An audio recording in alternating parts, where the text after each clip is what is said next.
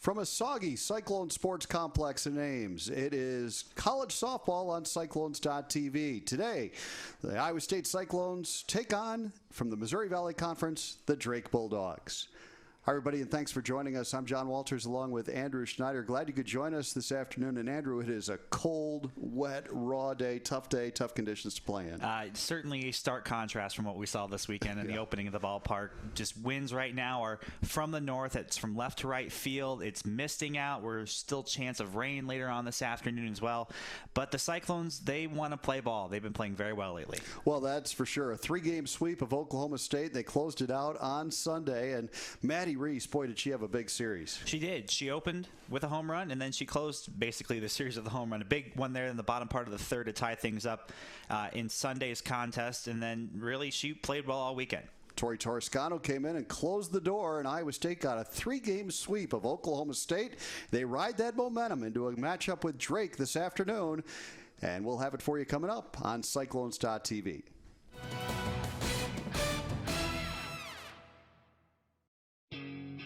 Hi, I'm John Walters. Ames is the home of the Cyclones and so much more.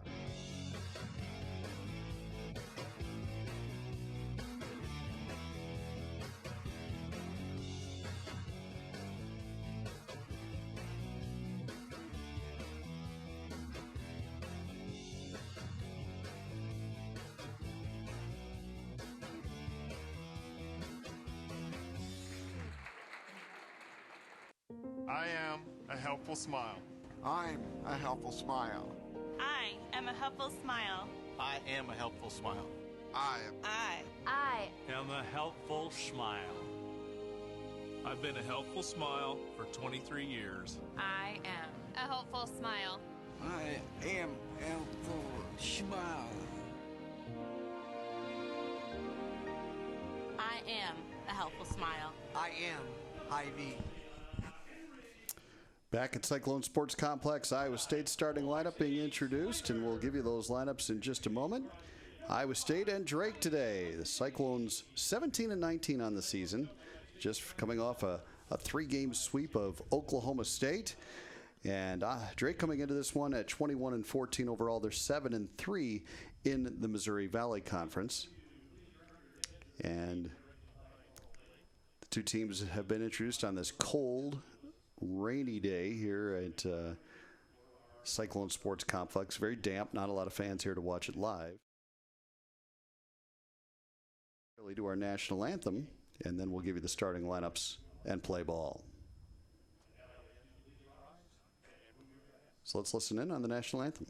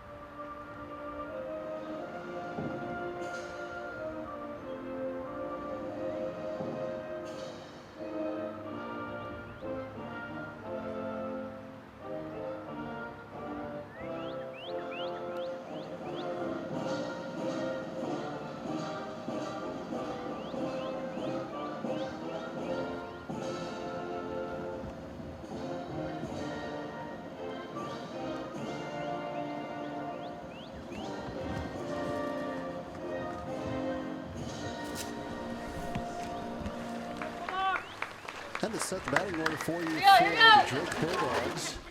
And they will lead it off here in the top of the first with Amy Pierce, the shortstop. That left side of the infield, a very good hitting infield for Drake. Macy Silliman is the center fielder, great speed. She hits second. Haley Nybo, the third baseman, the other part of that left side of the infield we talked about. Nicole Randall in left, the cleanup hitter. Jordan Gronwald, the pitcher, will hit fifth. Zia Peterson is the catcher, but we expect Laura Brewer to be in that spot. Then Peterson, Buck, and West to round out the lineup for the Drake Bulldogs. Defensively, here's what Iowa State will put out there. It'll be Jordan Spedlove in left, Brittany Gomez in center, and Sarah Harlock can right a very good defensive outfield for Iowa State. Infield third to first, Maddie Reese gets the start at third today with Toscano pitching. It's Slater at short, Sarah Davison at second, Erica Miller at first, and Hallie Lenzine is the catcher. And Andrew, tell us about the pitcher, Tori Toscano. And Tori went 1-0 this weekend and had a save as well. We did figure out that stat. She did have a save in that Saturday game. A 4.67 ERA against the Cowgirls this past weekend as well. And those 2 appearances she did show up and had 9 innings, 12 hits, 6 earned runs, and 3 strikeouts. So Toscano closed out that big victory the other day on Sunday to complete the 3-game sweep. And she completes her warm-up tosses here. The senior from San Diego, used to a little bit warmer weather than this, although she's in her 4th year here in Ames, so by now she's plenty familiar with pitching, I'm sure, in the cold. And Hallie Lenzine fires down to second. We're ready to go. It'll be Amy Pierce to stand in for Drake. Pierce, the team leader in runs with 35. She also has 7 homers to match for the team high and 19 RBIs on the season. She's hitting .361. And we are ready for softball. Glad you could join us today on Cyclones.tv. John Walters along with Andrew Schneider. Iowa State looking for its 4th consecutive win here at Cyclone Sports Complex. They really debuted it in grand fashion with a 3-game sweep of Oklahoma State over the weekend. Yeah, a lot of victories, and it's great to rack those up. They have an opportunity to make it to 500 by the end of the week. First delivery of the game from Toscano, and Pierce takes up high, ball 1, and we are underway. There's the temperature at game time, 45 degrees. And Andrew, you mentioned those winds could be a factor in this game. Yeah, they could. This weekend, they were primarily blowing out to left field. This weekend, or rather this week, blowing out to right, from left to right. So for the lefties, a big advantage if they're pull hitters. Amy Pierce with a 1-1 count against Toscano. And Toscano delivers, tries to hit that inside corner and does, and it's a 1-2 count. Toscano did a much better job in that final game of the series, getting ahead of hitters, and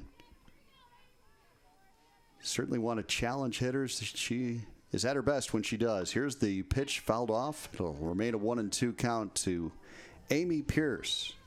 Pierce might be Drake's most complete offensive player, at least on the stat sheet. High average, high on-base percentage, 18 stolen bases. A lot of speed up the top of the lineup here for the Bulldogs. Yeah, those 2 table setters for them, very similar to the 2 for Iowa State at the top of their lineup. That pitch in the dirt, it's a 2-2 count to Pierce.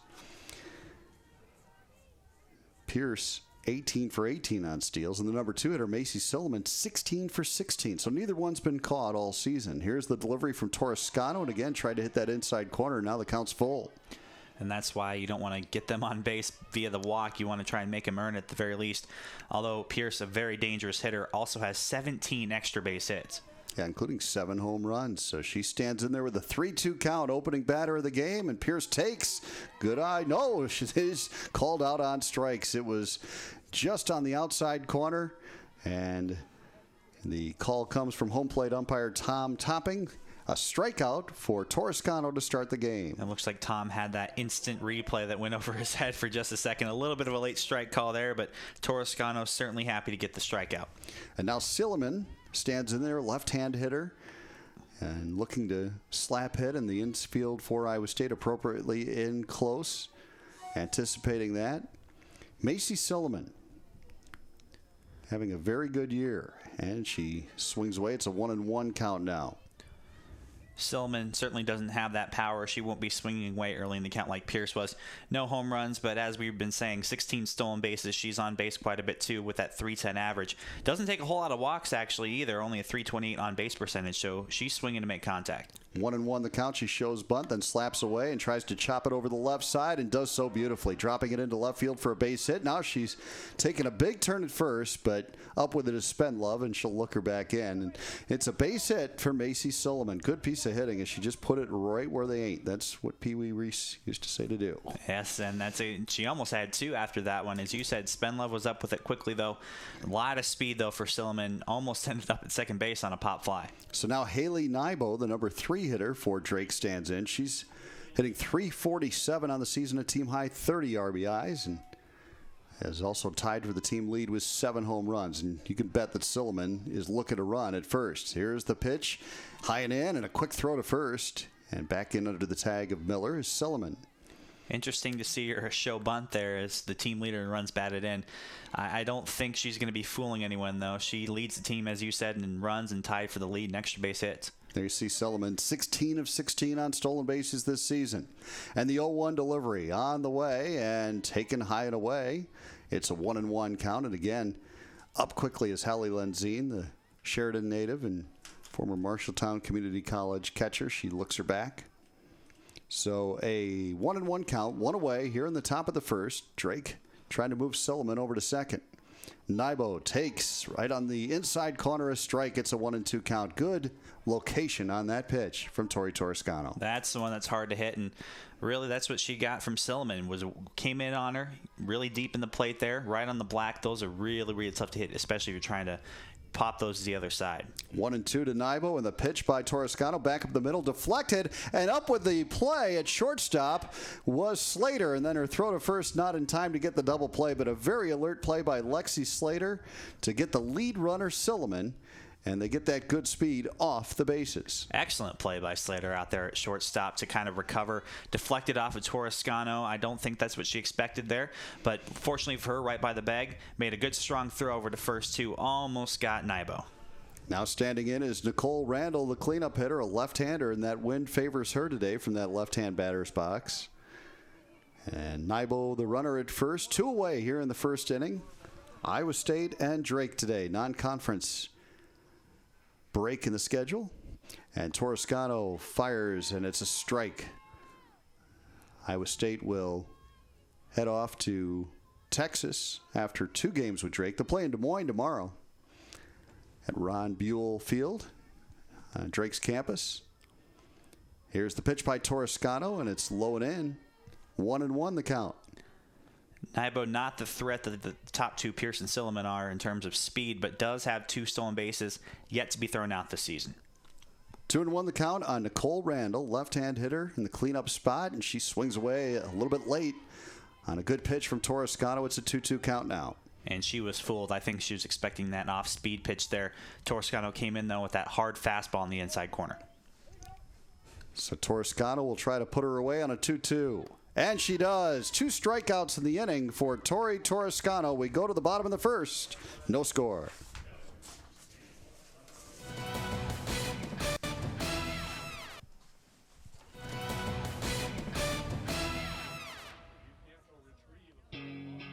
Hi, I'm John Walters. Ames is the home of the Cyclones and so much more.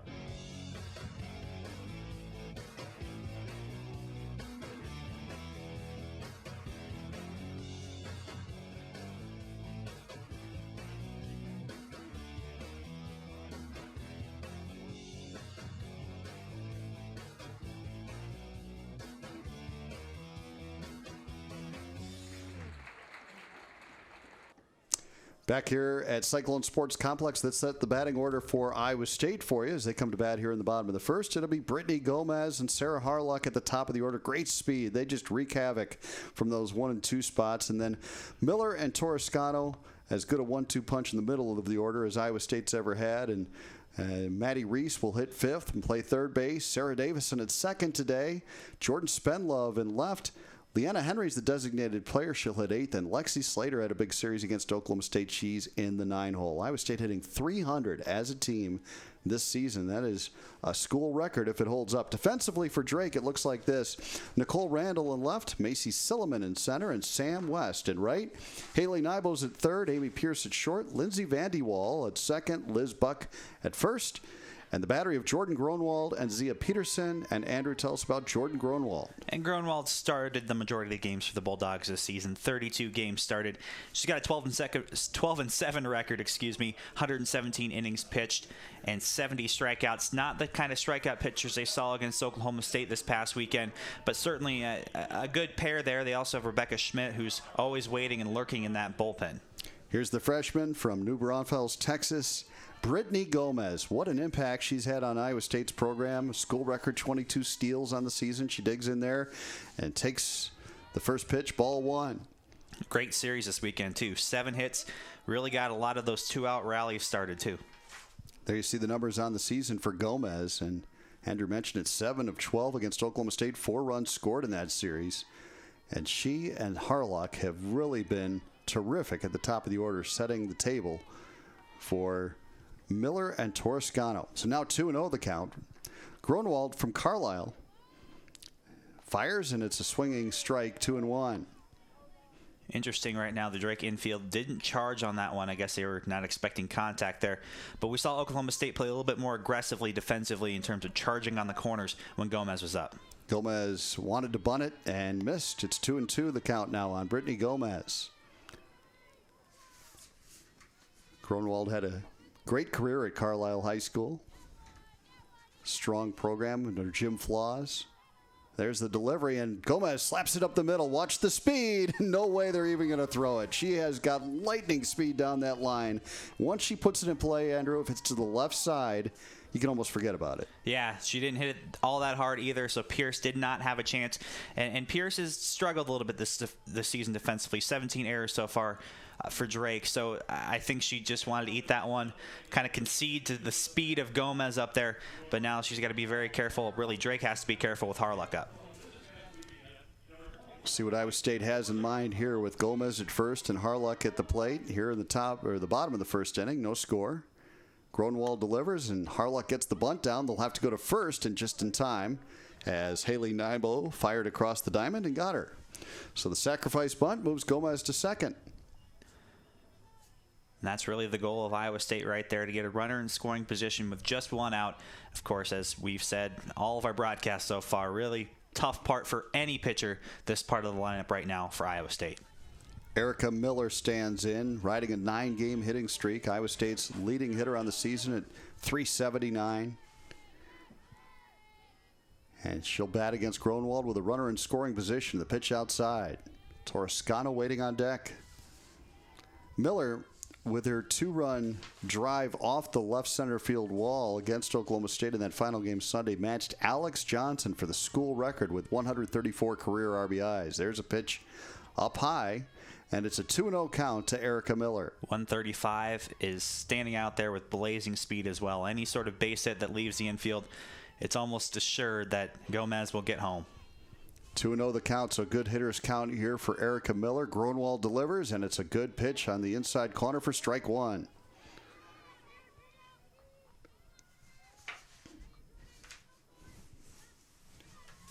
Two and 1 the count as the junior Jordan Gronwald delivers. That's outside. 3-1 now to Erica Miller. And Andrew, she's going to look for something she can drive right here. Yeah, she's certainly a very patient hitter up there. One of the best in terms of not striking out for the Cyclones. She's going to look to drive something here. Gronwald delivers the 3-1, and Miller had a good swing at it. Fouled it off, 3-2 the count. She really picks her spots when she's in that batter's box right there. Doesn't like to give away any outs.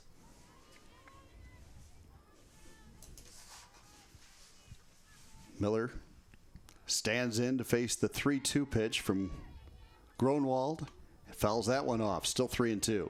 Not missing these last 2 by much. She's putting some great swings on those right there. Looking to drive one out to the outfield. Brittany Gomez with great speed on at second base after leading off with an infield single.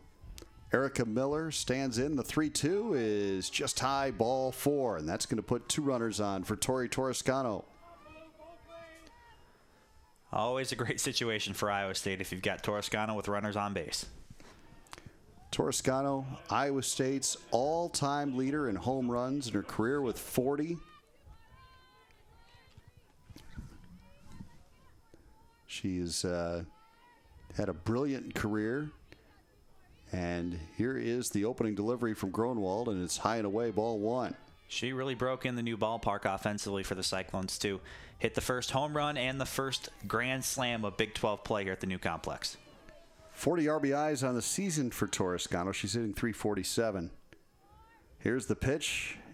It just misses the outside corner. It's 2-0. With those 40 RBIs, Toscano closing in on her own school record that she set last year with 44. Miller and Toscano going to have a little bit of a competition for the career record before it's all said and done. Fouled off at the plate, 2-1 the count on Tori Toscano, who gets the start on the mound today, so trying to help her own cause here in the bottom of the first. On deck, it is Maddie Reese, who homered twice in the series against Oklahoma State. One away here in the first inning.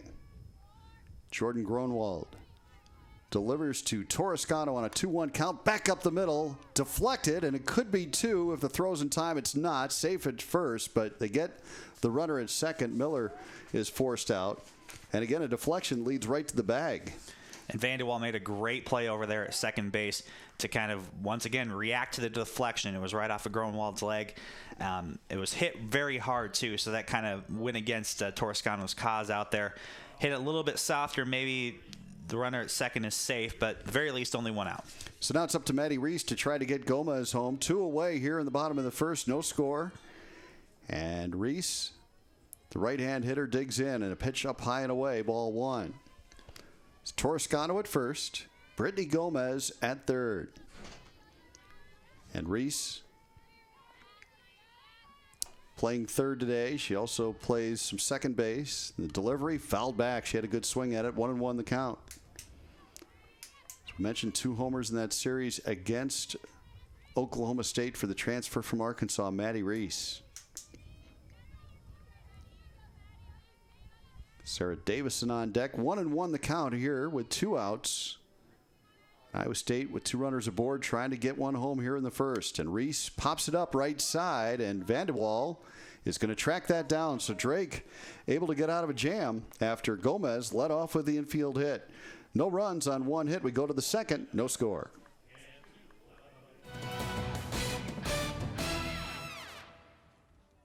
More often than not, the best solutions are the simple ones. When it comes to corn refuge, simple is better. Simple is here. DuPont Pioneer revolutionized simple with the broadest lineup of refuge management products. Better choices. Make it simple. Refuge simplified by DuPont Pioneer. I am a helpful smile. I am a helpful smile. I am. A helpful smile. I am a helpful smile. I am a helpful smile. I've been a helpful smile for 6 years. 15 years. 25 years. I've been a helpful smile for 39 years.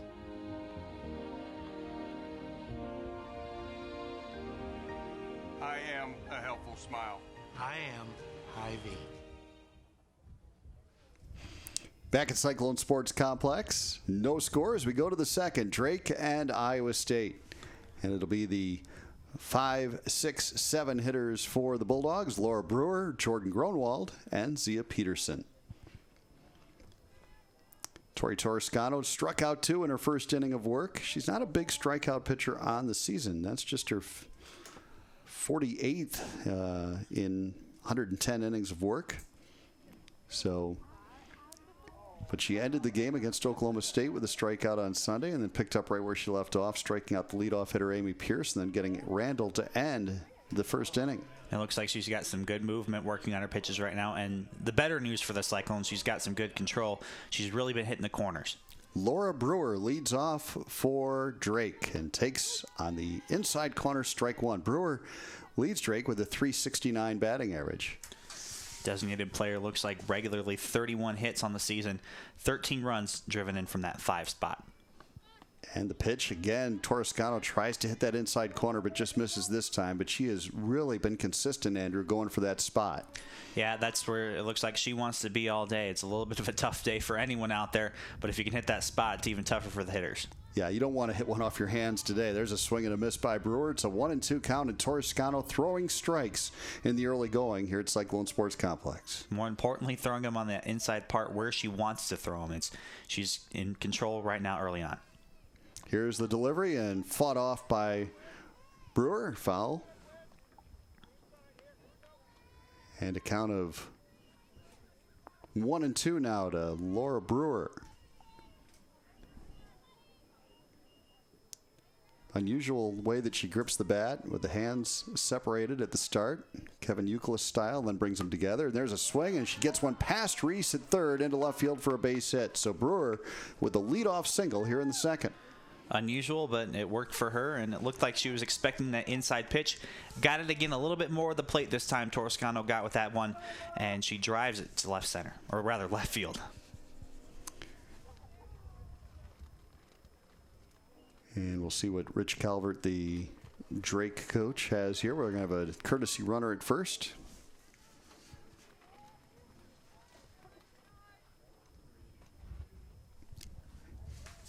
And that'll be Sarah Ryan out of Mount Vernon, sophomore. She will run at first base.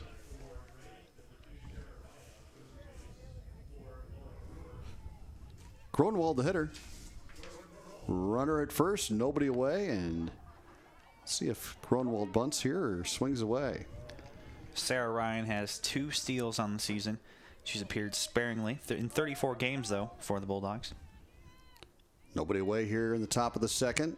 Scoreless game, and Toscano delivers high and inside. It's a 1-1 count to Jordan Gronwald.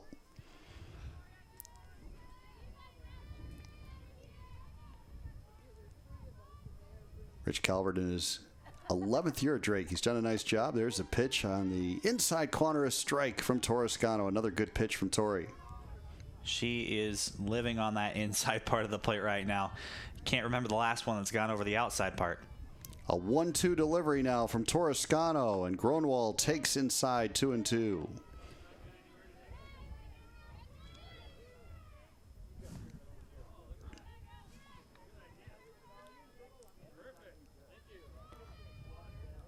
Toscano delivers, and a swing and a miss. Another strikeout for Toscano. Her third of the game as she sends Gronwald to the bench. Gronwald had a bit of a frustrated swing there. Really didn't put that, she wasn't trying to get that one to the outfield. I think she was expecting something off speed and just swung over the top of it. Brings up Zia Peterson, the catcher for Drake. And that pitch misses the outside corner, and we're 1-0. So that time Toscano did try to pitch away. Sarah Ryan, the runner at first. 1 out here in the top of the second. No score. And Toscano delivers. And the pitch high and in. The throw to second on the steal attempt. In time! As Hallie Lenzine put it right on the money to get Ryan. Ryan, not the fastest of the Bulldogs out there. I don't think she got a very good jump. Throw, though, was perfect from Lenzine. That's exactly where she wanted to put it. Great tag applied there, and a great way to get that second out. Well, both these teams with 63 stolen bases on the season. They both love to run. But that time, Ryan gunned down by Hallie Lenzine. And now the pitch swung on into left field and just foul off the bat of Zia Peterson. That ball had a ticket to no man's land out there. It was ticketed for the corner. Luckily for Iowa State, the wind didn't hold that one up long enough, and that fell foul. Now nobody on base and 2 away here in the second. Pitcher's best friend, the caught stealing. And Peterson awaits the 2-1 delivery from Toscano, and that one misses the outside corner. 3-1.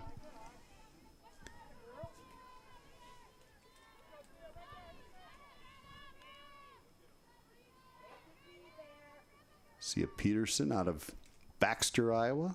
Awaits the 3-1 delivery and swings and drives it again to left field, but foul. Out in front again, but boy, she's getting good contact. Yeah, she is, and it looks like she's looking inside and swinging just a smidge too early. Toscano got to be very careful. If they start figuring out that that's where she's going to go on almost all of her pitches, they might go on and drive one to that corner. Lots of Iowa kids on this Drake roster. A lot of their best players. We talked to you about Brewer and Silliman already. They're native Iowans, and now here another one. And the 3-2 pitch up high, and it's a walk to Zia Peterson. She'll be on board with 2 away here in the second. Brings up Liz Buck, the first baseman. A left-hand hitter, which is a pretty decent advantage on a day like today. The wind really howling from left field toward right. Toscano delivers. And that's a good-looking pitch on the inside corner, strike 1. Well, that's a good sign for Toscano, and if you're Iowa State, it looks like the book on Drake is to pitch him inside, and Toscano's been able to do that so far. A lot of control for her.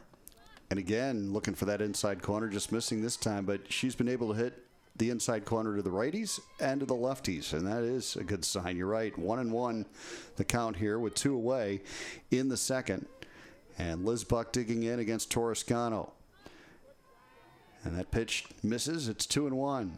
It's always a good feeling if you're a pitcher and you see the catcher wherever she's setting up. You just give them a nice little nod and you hit that spot, regardless if it's in the strike zone or not. The 2-1 from Toscano swung on and fouled off. It'll be a 2-2 count.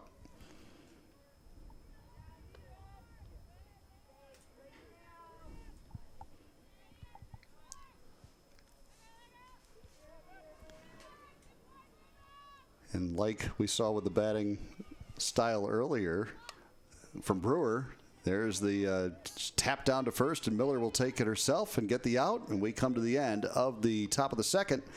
No runs for Drake, 1 hit. And we will go to the bottom of the second with no score.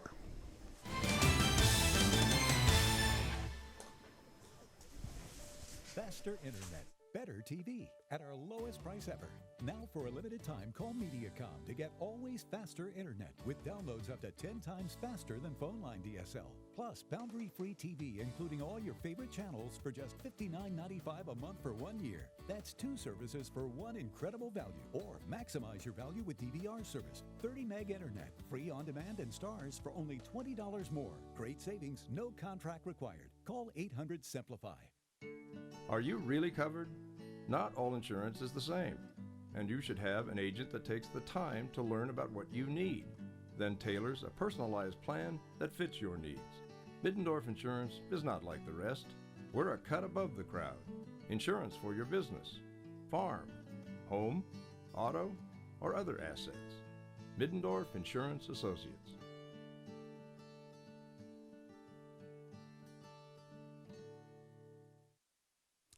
Sarah Davison will lead it off for Iowa State in the bottom of the second. No score between the Bulldogs and Cyclones here at Cyclone Sports Complex. Glad you could join us today. I'm John Walters along with Andrew Schneider. A cold, damp day here in Ames.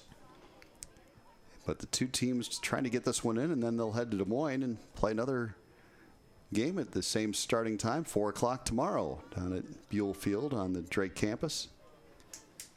Certainly not your typical softball weather, at least forecasted today and tomorrow. And it's really tough out there to play. It's tougher to run out there when it's a little bit closer, and it's also a little bit tougher out there in the outfield with that slick grass. I think Sarah Ryan is staying in the game and playing left field for Drake. And there's the opening delivery to Davison, fouled off.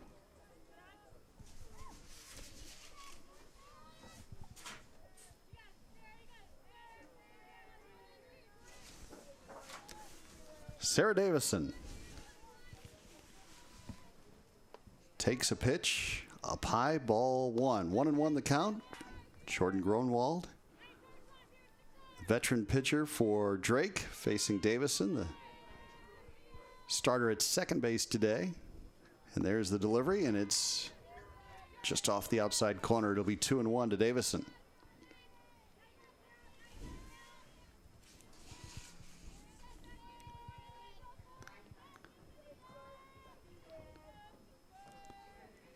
Gronwald delivers, and Davison drives it into right field, and backpedaling and off the glove of Sam West. She couldn't make the play, and Davison hustles around second and then decides better of attempting third, but a double to lead it off here in the second for Sarah Davison. Really tough play. That wind took that ball, and I think had it been a different day, that would have been right in the front of the warning track, but it drifted all the way back to the wall. It's really tough to catch those as we see her drift back out there in right field. West, that is. She tries and leaps forward a little bit, but it carried very well off the bat of Davison out there to right center. We'll see if they rule that a hit. They do. It's a double for Davison, and now Jordan Spenlove stands in for Iowa State. Spenlove has been hitting the ball well. And she bunts it to the left side. And Gronwald fires to first, and a good job digging it out by Liz Buck. But the lead runner, Davison, advances over to third on the sacrifice bunt by Spenlove. Excellent execution there by Spenlove to get the runner over to third. Davison sets up there with Henry, Leanna Henry, the designated player. She'll come in and have a chance now for a run batted in. So Iowa State tried to strike first here in the second inning. They threatened with a couple of base runners in the first, weren't able to take advantage. Now they have a runner at third, just one away. And the opening pitch to Henry is up high, ball one. Leanna Henry in that designated player spot. We saw her and Sarah Rice, and actually Allie Kappert all share that position in the series against Oklahoma State. There's a strike, 1-1 the count. Henry did have a run batted in. Also 2 walks this past weekend. She swung the bat hard. She got some pretty good cuts up there. Wasn't getting cheated at all, and she will face a 1-1 count here from Jordan Gronwald here in the bottom of the second. Henry swings and misses, and it's 1-2. Oh, if she makes contact at some point, that ball's going to go a very, very long way. When she swings, she is not afraid to let you know that she's trying there. She's determined to hit one and hit it far. Might want to shorten that swing up here a bit at 1-2, and the pitch swung on, fouled off to the right side. Does have a home run this season, 4 runs batted in as well. She'll like to get the 5th right here. Davison led off the inning with a double to right. Spenlove moved her over with a sacrifice bunt. And now Leanna Henry swings and misses at a pitch up at her eyes. Strike 3. So Gronwald gets her first strikeout. And sometimes being aggressive doesn't pay off. And when she swung, she was determined to swing in that pitch no matter what. And like you said, John, that one was right below her chin, up and in for strike 3. Well, we'll see if Lexi Slater can get the run home. Slater, a couple of home runs in that series against Oklahoma State. Had a 5 RBI game. The first pitch is on the inside corner, strike 1 from Gronwald. In fact, it was back-to-back at-bats for Slater for those 2 home runs after she collided over at second with Davison on a ground ball up the middle. And then she, in that game, was 3 for 3, had an RBI single as well. There's a pitch high and tight. 1-1 the count to Lexi Slater. Sarah Davison, the runner at third. 2 outs here in the bottom of the second. No score.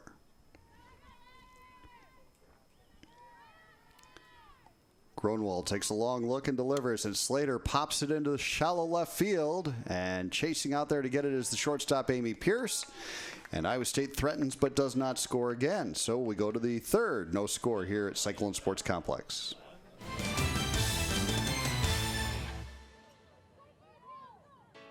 Every day, insurance companies are telling you they're the coolest thing since sliced bread.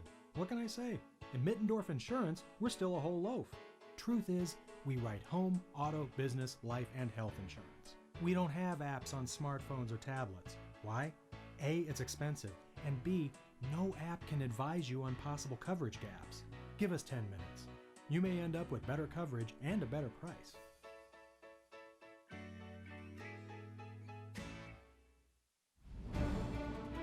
The football playing field can be tough. Sometimes there are setbacks. No matter what, you keep playing the game. Our field is no different. Sometimes the challenges are tough here too. Like when it's a drought.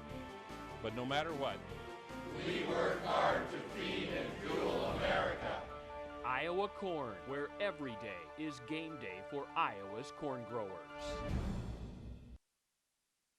Stacy Gemeinhardt Sessler in her 8th season as the head coach at Iowa State. And her team tied with Drake, scoreless, heading into the third inning here. And for the Bulldogs, it'll be the number 9 hitter Sam West to lead it off against Tori Torrescano, the Iowa State senior starter. Sounds like we got confirmation over the break as well that Sarah Ryan is indeed out there in left field. She's in there for Nicole Randall. We'll have to hear what exactly happened to her. She struck out to end that first inning. But she'll be batting in that 5th spot, looks like, for Brewer. I'm not entirely sure just yet, but we'll get that clarified as we go here. And here's the opening delivery to West, fouled off her foot, strike 1. Amy Pierce waiting on deck, the leadoff hitter for Drake. Top of the third, no score here at Cyclone Sports Complex on a cold, windy, wet, damp not fun day here in Ames. Warmer up here in the broadcast booth for sure. I think we're having a little bit more fun, at least weather-wise, than everyone that's braving it out there in terms of the drizzle and the 40-degree temperatures. Including our crew, and there's a strike inside corner, 0-2. So they have done a very nice job with our Cyclones.tv broadcasts here to open the season. It's this complex open. So did we with our telecasts of games, and we hope you've enjoyed them. Toscano with an 0-2 delivery, and West takes just outside, laid off that pitch, and it's 1-2. Well, we've yet to see how the weather has necessarily played a factor, for maybe the exception of that Sarah Davison at bat. Haven't seen anything affected just yet. We're not sure if it's going to be an offensive contest or a defensive contest. Still a lot of game to play. Toscano misses outside. 2-2 the count on Sam West. And the 2-2 delivery just misses. Full count. Toscano's done a very good job right now to avoid a lot of these deep counts.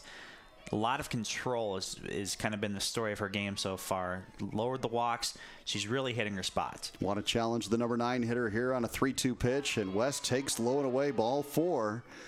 So Toscano loses the leadoff hitter, Sam West, and that brings up the top of the order, Amy Pierce, to stand in there for Drake. And as we said in her first at bat, Amy Pierce might be the most complete offensive player for the Bulldogs. A lot of speed, a lot of power, high walk total as well as a high average. 5 steals on the season for Sam West, so we'll keep an eye on her at first.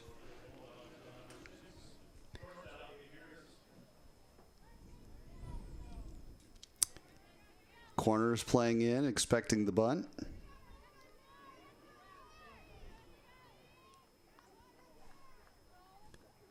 And Pierce looked like she was going to swing away. It's a strike on the inside corner, 0-1.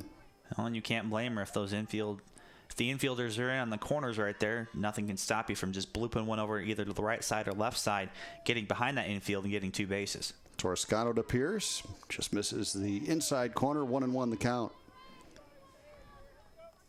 Iowa State, though, expecting Pierce to use her speed instead of her power here, and expecting her to try to beat one out over to first. Shows bunt. 1-1 count.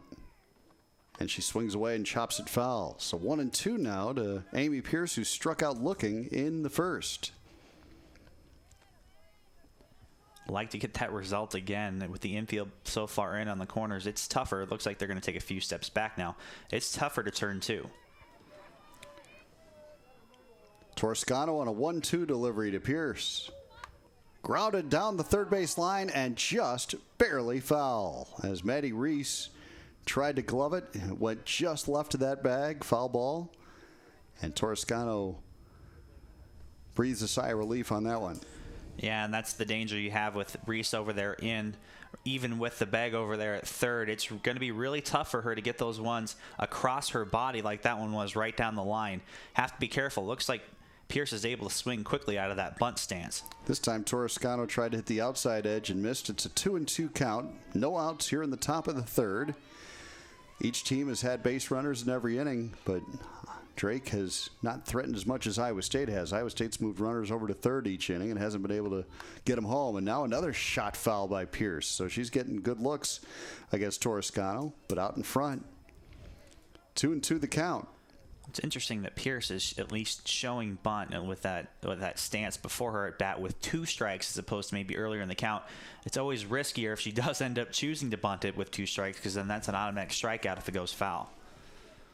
Nobody seems to be buying it that she's going to bunt as Reese is behind the bag at third, and now the pitch is away. Full count now to Amy Pierce. So Drake with a good threat here in the top of the third. Toscano in a jam, bases. A runner at first, and a full count coming up here to the leadoff hitter, and a good one, Amy Pierce. West takes off with a pitch, and it's fouled back by Pierce. Will stay with a full count.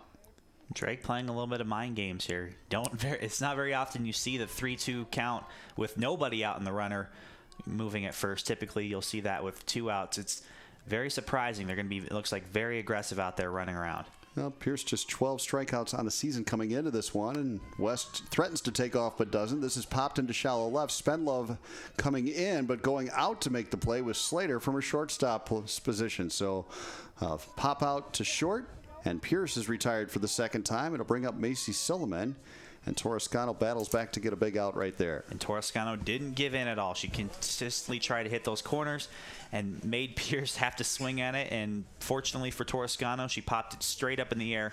Her defense, great, quick on the draw there to get out there. And that would be Slater who got that out. Here's the speedy Macy Silliman slapping one to left and juggling it out there as Reese can't make a play. It'll be first and second with good speed on the bases and just one away here in the third. It looks like Reese could have taken a little bit more time with that play. He took a weird bounce, though, against her glove.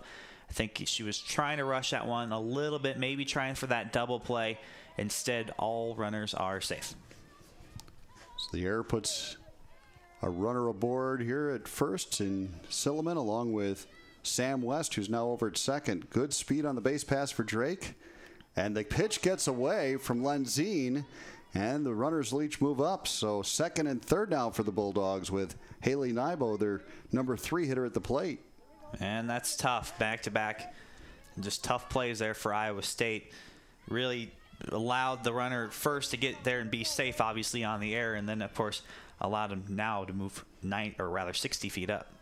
Nybo, the team leader with 30 RBIs, now has 2 runners in scoring position. And that time, Lenzine with a nice job to keep that one from getting away as Toscano getting a bit wild here in the top of the third. 2-0 count on Nybo. So a good hitter's count for Haley Nybo. And 2 runners in scoring position, 1 away here in the third. The delivery from Toscano fouled off to the right side. Nybo saw that one pretty well, too. It looked like she was trying to go the other way. And that, of course, would help a little bit with the runner over there at second to get home. And she tried shooting that one out there just a little bit too far on that one. Hit it hard, though. So 2-1 the count. 1 away here in the third. And the pitch swung on and lifted into shallow left. And again, Slater back from her shortstop spot to make the catch. Runners can't advance. 2 gone. And a big out right there for Toscano. It brings up, we'll see if it's Randall or if it's Sam Ryan. And it looks like Randall will be in there. Yeah, Nicole Randall. Randall must move to that designated player spot. And she drives one to center. Gomez giving chase, but she won't get there. That's off the wall. 2 runs will score. And Randall into second base with a 2-run double to start the scoring in this one. Randall didn't see Toscano at all very well in that last at bat, but must have remembered something. First pitch swinging, drives a laser out to deep right center field out there. Gomez with good speed kept her over there at second base, but 2 runs do score for Drake. So the Bulldogs strike first here in the top of the third. A 2-run double by Nicole Randall. And that will bring Laura Brewer to the plate. And it looks like Brewer is now back in for Ryan. Re-entering. And a 2-0 Bulldog advantage on that rope by Nicole Randall, the cleanup hitter. Toscano will try to settle down and get out of the third. Brewer takes inside, ball 1. Playing the lineup games over there for Drake. We've had a couple switches already. And it looks like they like to play a little bit of mind games up there. They like to show bunt a lot when they're up there in the batter's box. And they like to be aggressive out there running as well. Fouled off this time by Brewer. It's a 1-1 count. We showed you the batting style of Brewer earlier in the game. She has that Kevin Youkilis, looks like they're playing the violin when they hold that bat to start out and then eventually bring those hands together. There it is. Good look at it from our crew. And the pitch is on the outside corner, a strike. Good pitch by Toscano. 1-2 the count now to Brewer. And there's a lot of unorthodox batting stances and strategies we've seen so far for Drake, but it's worked. They've got 2 runs across right now. They've had a lot of runners on base. Toscano's been fairly good with their control, though, too. We'll see how it plays out. Swung on and fouled sharply off the third base dugout. Hardy fans out here today at Cyclone Sports Complex. Not a huge crowd, but I'm surprised to see anyone here, to be honest. It's such a nasty day. I didn't think it was going to be a big crowd, but here's strike 3 from Torrescano to get out of the inning. So a swinging strike on Brewer. That's the third strikeout for Torey Torrescano, but Drake gets 2 here in the third. We go to the bottom.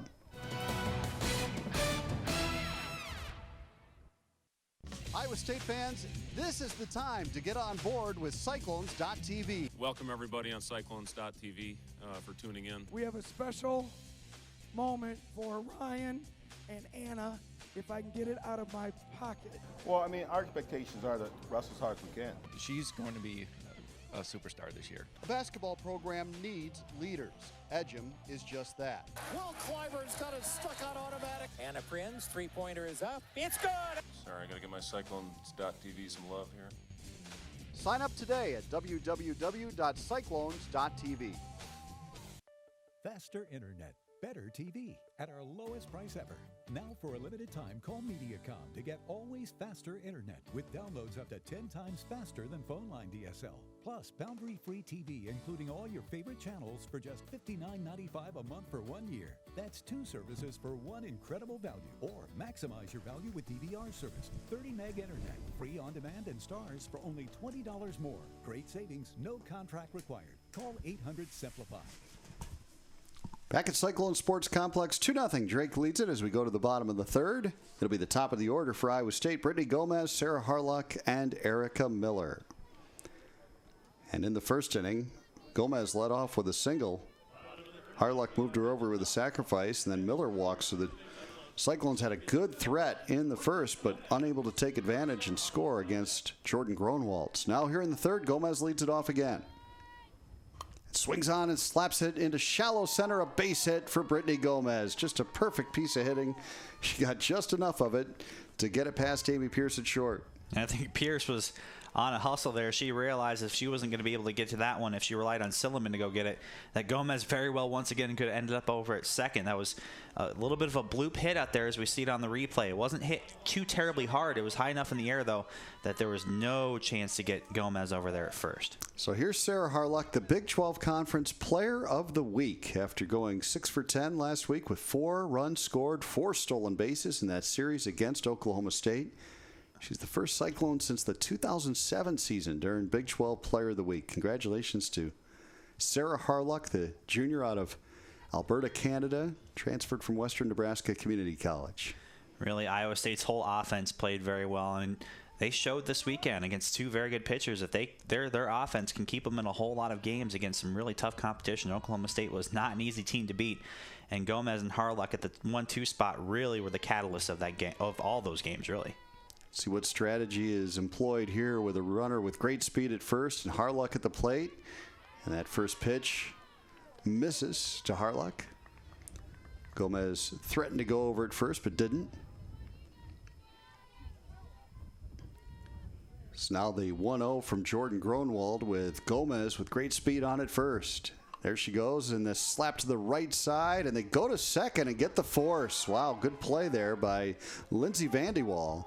As she went to Pierce to get the force, Gomez started to go, stopped, and that lack of momentum hurt her as Harlock slapped it to the right side. And really, from both teams, we see a very solid defensive play. Both teams averaging just about an error a game, which is very good in softball.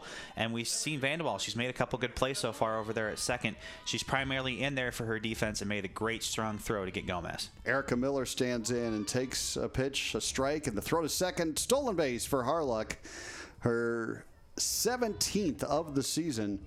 Sarah Harlock had 4 steals in that weekend series against Oklahoma State, and she gets another one right here on the first pitch to Miller. And a bit of a rough throw there from Peterson, too. Had no shot at getting Harlock. She would have had a good throw. And it looked like the throw, had it been thrown well, would have possibly beaten her to the bag. But Harlock also slid on that outfield side of the plate, that right field side of that second base over there. Great steal, though. Kind of caught Drake a little bit off guard, I think. 0-1 the count to Miller, and she takes down low ball 1. So Harlock with good speed at second. Erica Miller trying to bring her home and get Iowa State on the board here in the third inning. Cyclones trailing 2-0. Jordan Gronwald, the right-hander from Carlisle, winds and delivers, and it's a drive into left field, a base hit that'll get to the wall, and here comes Harluck to score. Miller digging for second, and she's in there with an RBI double, and Erica Miller is now Iowa State's all-time leader in RBIs, the 135th of her career. She surpasses Alex Johnson to set the new Cyclone record. And what a great piece of hitting right there. It was right on the inside part of the plate. And she hit it right back out there to left center field as they announce out there in the crowd that she broke the career runs batted in record.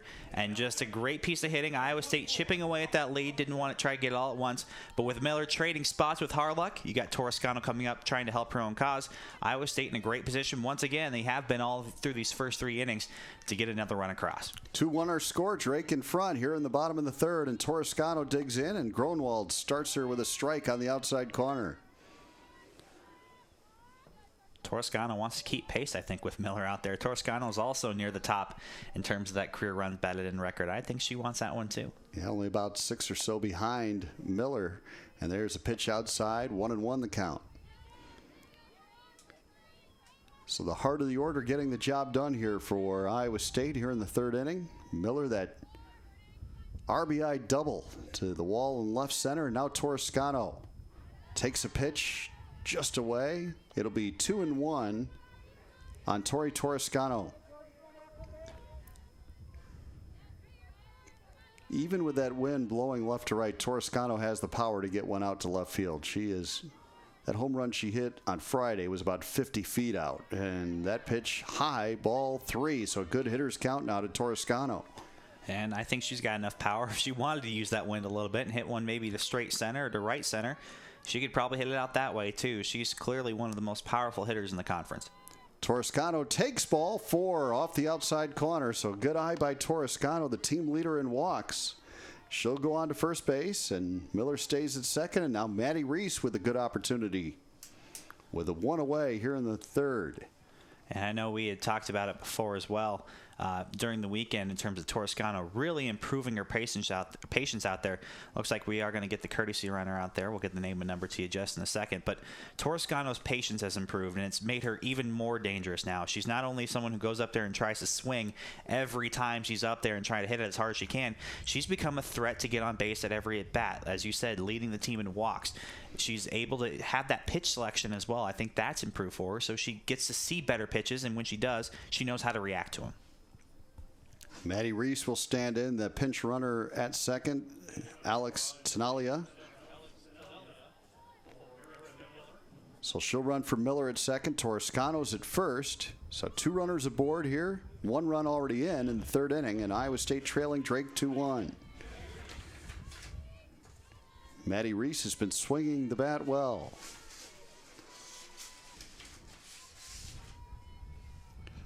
Gronwald delivers, and Reese takes outside, ball 1. Reese originally from Pittsford, New York. Started her career at Arkansas, transferred to Iowa State. And a 1-0 count here with 1 away and 2 runners aboard. Gronwald delivers, and Reese puts down the bunt. It spins away from Gronwald. She picks it up and fires. Too late. Bases loaded. That side spin on that ball, I think, is what created the opportunity for Reese to reach.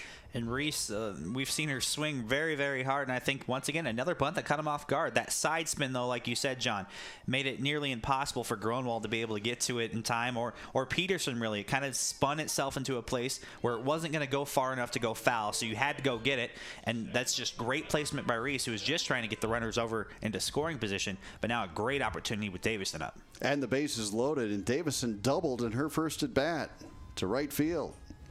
And she takes up high, ball 1. So the bases loaded here in the third. Iowa State trailing Drake 2-1. But a run already in, only 1 away, and Sarah Davison with the bags juiced.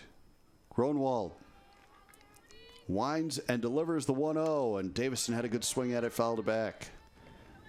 Really, we're getting another great opportunity to see the brand of softball that Iowa State plays, and they might not have the best pitching staff in the conference, but they play some solid defense. But more importantly, this offense can score from any spot in the lineup, and we've been seeing that all weekend long, and we're seeing it here today again. The 1-1 to Davison, and Gronwald tries for that inside corner but misses. It's 2-1. No place to put her, and we'll get a visit to the mound from the Drake pitching coach. So good opportunity here for Iowa State here in the third inning. Davison here, of course, looking to get a fly ball. Or at the very least a slow chopper so that really none of those Drake infielders have an opportunity to throw home with it. You'd love to at least try and get the tie here, but the way Davison put a swing on her last at bat, she's got an opportunity here to really take the lead for Iowa State. I think that last one she hit caught a lot of people off guard, and really the infielders for Iowa State have been doing so all weekend. They did against Oklahoma State with their power as well. If she can put another one over there in right field, that's a lot of trouble for the Bulldogs. Lots of strategy involved here on a scoring opportunity for Iowa State. And Jordan Gronwald not overpowering as a starting pitcher. She's the one that usually gets the start, but Rebecca Schmidt usually comes in at some point in the game for her, and Schmidt has almost a strikeout per inning ratio. So she'll be a little bit more overpower coming out of that bullpen, and she's up getting loose over down that first base line in the Drake bullpen. Well, and Gronwald is the typical, it looks like, pitch to contact. She has a great defense behind her, and really, like you said, isn't going to overpower anyone. Iowa State's made a lot of contact today. Davison awaits the 2-1 from Gronwald with the bases loaded, and that pitch up high, ball 3. And now a golden opportunity for Sarah Davison, because you know that Gronwald has to throw a strike. Yeah, and Davison's going to be looking for her zone, her pitch. If she doesn't see it, she can take it here. Still, the 3-2 count would be a great advantage. And she takes ball 4. That's going to walk in the tying run. So just low on that delivery, and Sarah Davison with a good eye gets the RBI on the walk. And we are tied at 2 as Tenalia, the pinch runner, comes in to score. Torrescano moves up to third, Reese to second, and now Jordan Spenlove will stand in. Gronwald really did Davison's job. She was looking for the RBI in that way, and fortunately for Iowa State, they didn't have to give away an out for that one. One away still, and then Spenlove swinging away and fouls one back. So Iowa State trying to put together a big inning here in the third. They've managed to pull even at 2. And Andrew, we have seen every game we've done, Iowa State fall behind and then come back. Yes, and it's really been the power of the offense. This offense is going to carry this team as far as they want to go. So if the offense doesn't play very well, it's going to be tough for Iowa State to win a lot of games. But the offense has been fantastic so far through all of these games, and just enough timely pitching, if you will, as well as some great defense, aggressive on the infield for Iowa State, has really kept them in a lot of these games. 0-2 now for Gronwald as she delivers to Spenlove, and that pitch away, ball 1. She hit that outside corner a moment ago to get ahead in the count 0-2, but now it's a 1-2 count. Here in the third, 1 away, and the bases loaded for Iowa State. Jordan Spenlove has 28 RBIs on the season. And she delivers to the left side. Pierce goes to third with it and gets the runner there, but Torrescano will score, and Iowa State now leads at 3-2. So Spenlove puts it in play to the left side. They get the fielder's choice, and they get Maddie Reese over at third. But Torrescano in, it's a 3-2 Iowa State lead. And Iowa State has the offense, and it's got to be frustrating for Drake out there. A good defensive team, some solid pitching, but when you take the 2-0 lead when you're on the road, tough weather conditions, you like to not give up the lead right away, but Iowa State really forcing the issue here with some great at-bats. Leanna Henry trying to shoot one down third base line, just foul. She's the 8th batter to hit this inning for Iowa State. They've put 3 across. And really the big blow in the inning was that 2, the double by Erica Miller that drove in her 135th career run and extended her hitting streak to 10 games. So it's a 3-2 Iowa State lead, 2 away. And here's the delivery. And it's a strike call to Henry, so she's behind 0-2. Henry struck out in her first at bat, swinging. Trying to show that plate discipline. Gronwald needs an out here and delivers low and away.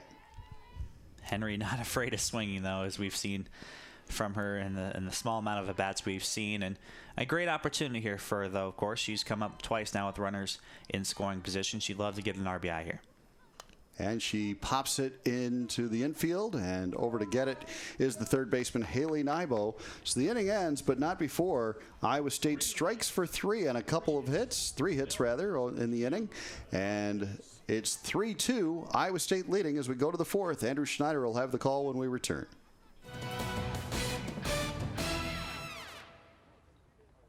Iowa State fans, this is the time to get on board with Cyclones.tv. Welcome everybody on Cyclones.tv for tuning in. We have a special moment for Ryan and Anna, if I can get it out of my pocket. Well, I mean, our expectations are to wrestle as hard as we can. She's going to be a superstar this year. A basketball program needs leaders.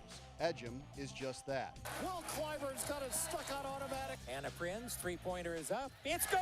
Sorry, I gotta get my Cyclones.tv some love here. Sign up today at www.cyclones.tv. Faster internet, better TV at our lowest price ever. Now for a limited time, call Mediacom to get always faster internet with downloads up to 10 times faster than phone line DSL. Plus, boundary-free TV, including all your favorite channels for just $59.95 a month for 1 year. That's 2 services for one incredible value. Or maximize your value with DVR service. 30 meg internet, free on demand and stars for only $20 more. Great savings, no contract required. Call 800-SIMPLIFY. And welcome back to a misty Cyclone Sports Complex. We're in the middle innings here as Iowa State takes on in-state rival Drake.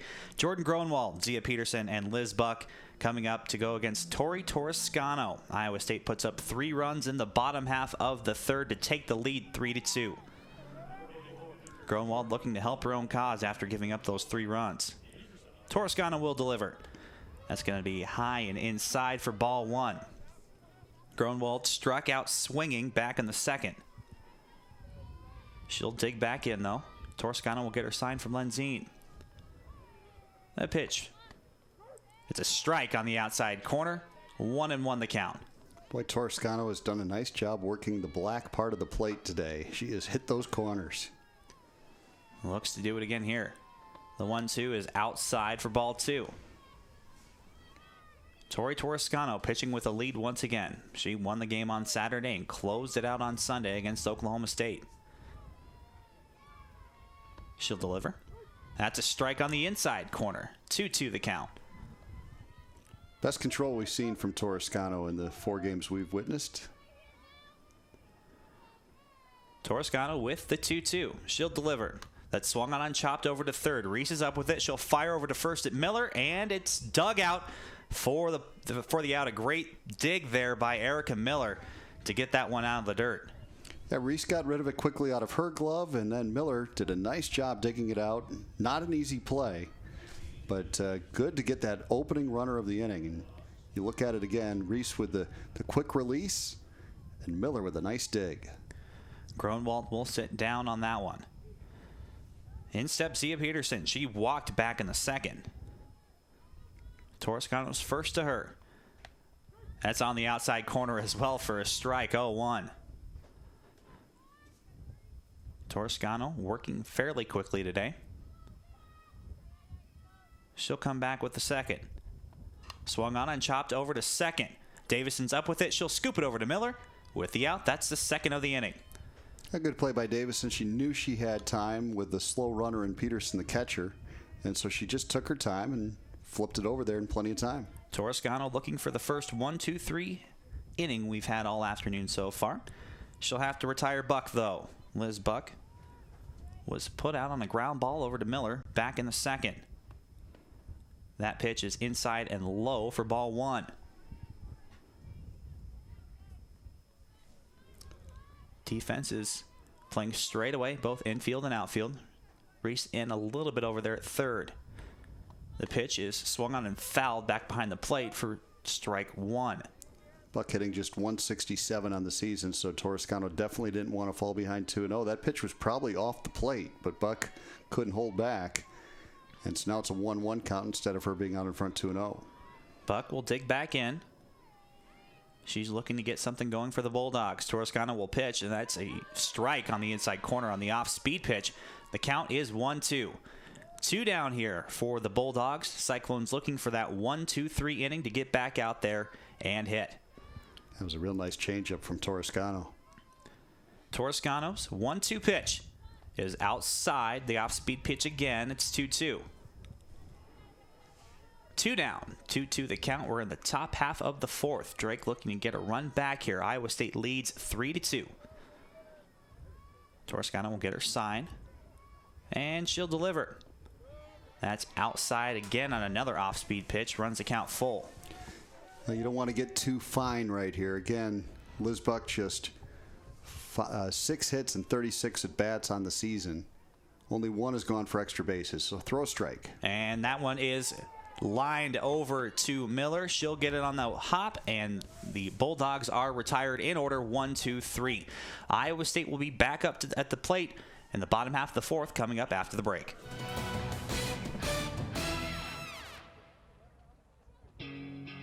Hi, I'm John Walters. Ames is the home of the Cyclones and so much more.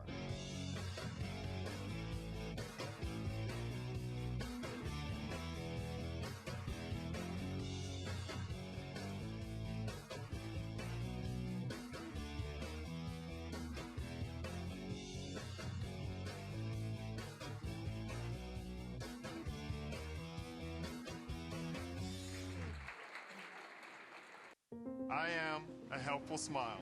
I'm a helpful smile. I am a helpful smile. I am a helpful smile. I am a helpful smile. I've been a helpful smile for 23 years. I am a helpful smile.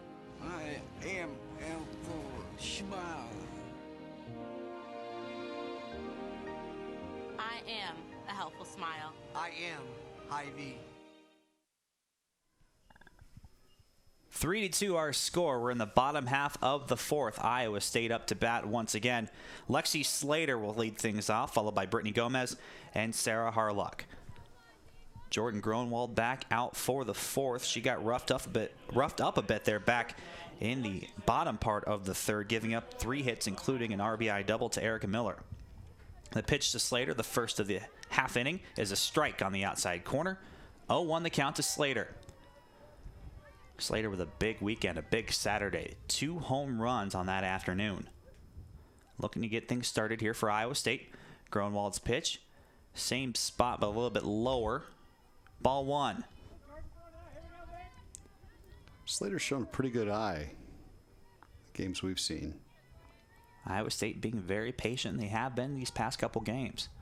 The pitch of Slater is swung on and driven to deep right field, but foul. That one had the distance, but just a little bit late on that swing. Boy, did it plug out in that mud out there behind the right field fence, too. It's a soggy day out here. That one's going to be no fun to retrieve and no fun to clean off either. Gronwald's pitch is high and outside for ball 2. 2-2 the count to Lexi Slater, the sophomore from California. Lots of California players on this Iowa State roster. They've done well recruiting there. The 2-2 from Gronwald is high for ball 3. Lexi Slater works back from 1-2, brings it to 3-2, full count. Brittany Gomez on deck. Harlock in the hole. A lot of speed out there for the Cyclones in this inning. 3-2 is high for ball 3. Slater works it from 1-2, takes 3 straight balls to get it back and over to first base, and Brittany Gomez will step in. Well, that's just what we were talking about, the plate discipline of Lexi Slater. The reflexes and ability to lay off that pitch as she could tell that it was a rise ball and it was going to go out of the strike zone. And Slater on board, and now the table is set for a big inning for Iowa State. Peterson and Buck go in to talk to Gronwald to calm her down a little bit. She's been a little bit wild. That's her 3rd walk in the past 2 innings. Gomez will step in. She's 2 for 2 so far and 2 bloop singles. She'll show bunt and pulls back for ball 1. Corners charging for Drake, expecting the bunt here. I wouldn't be surprised if she just tries to do what she's done, poke one over the infield. Gomez is 2 for 2, and she'll foul that one off for strike 1. Defense once again being very aggressive for Drake. Buck and Nybo both playing even, if not a little bit further in than Gronwald. Gomez will dig back in, though. She'll get the 1-1. Shows bunt, slaps it to the left side again for another base hit. Pokes it over that infield once again. She's 3 for 3 from that leadoff spot. Cyclones are once again looking to tack onto this lead now. Runners at first and second with nobody out. And brings up the Big 12 Player of the Week, Sarah Harlock. Harlock and Gomez had a huge weekend against Oklahoma State. 13 combined hits. This contest so far, Gomez is 3 for 3. Good piece of hitting by Gomez. Just going the other way with it. Taking it where it was pitched and delivering it. Harlock singled in the last inning. She'll look to do so again here. She'll show bunt and do so. Throws it back over to first, and that would be Buck back to West. She's put out, but that's her second sacrifice of the contest. Runners now in scoring position at second and third with 1 out, and in steps in Erica Miller. And Rich Calvert will come out to the mound, so we might see a pitching change here unless he's just setting his defense. And he's going to make the change. And we will likely see. Well, it is. It's number 28. That's Rebecca Schmidt. Yes, we'll see Schmidt. She's been called into duty many a time for the Bulldogs. We're going to take a quick timeout and be right back with more of the bottom part of this 4th inning right here on Cyclones.tv.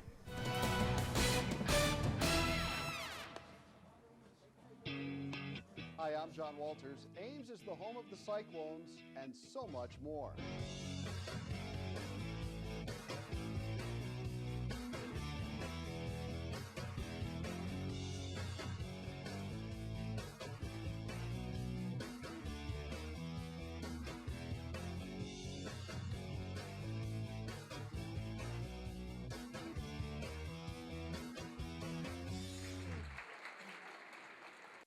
I am a helpful smile. I'm a helpful smile. I am a helpful smile. I am a helpful smile. I am a helpful smile. I've been a helpful smile for 23 years. I am a helpful smile. I am helpful smile.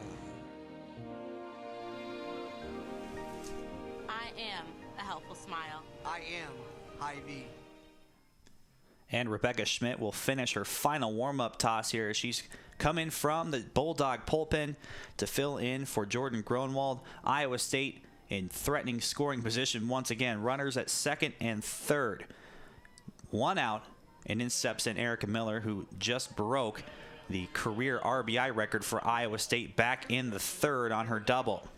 Schmidt throws it a little bit harder than Gronwald. 97 Ks in 103 and 2/3 innings this season.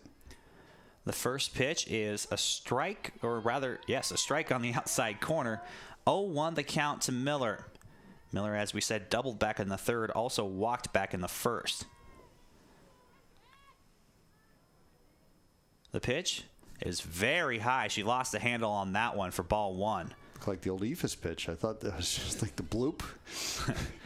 Slow pitch softball style. Looks like the wet ball hasn't affected the other 2 pitchers, but Schmidt lost the grip on that one. It's 1-1.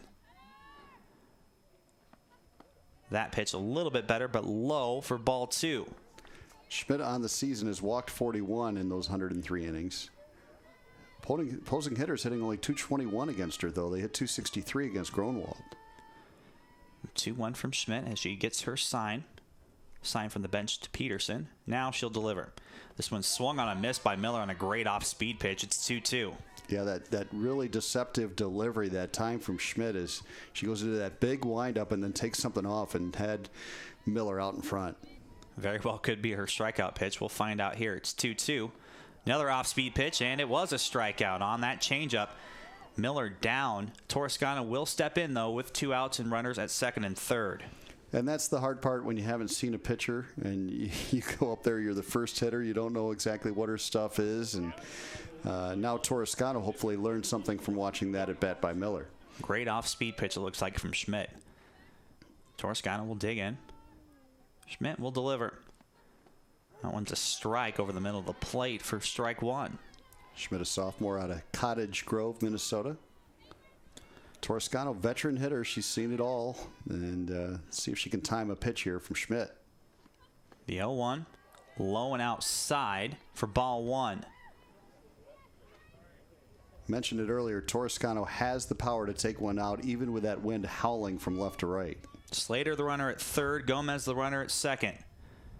Schmidt with the 1-1 delivery. Swung on missed again by really a great 3-4 there. That changeup is working right now for Schmidt, and that's a 1-2 count. That's a beautiful pitch from Schmidt. Very tough to hit. Let's see what she goes with here on the 1-2. Off speed, driven to right field on a rope, but Vandy Wall up with it, and that will retire the side. Iowa State will strand 2 in this inning. They do get a hit. Iowa State defense and Toscano will be back up, though, in the top half of the fifth, coming up after the break. More often than not, the best solutions are the simple ones. When it comes to corn refuge, simple is better. Simple is here. DuPont Pioneer revolutionized simple with the broadest lineup of refuge management products. Better choices. Make it simple.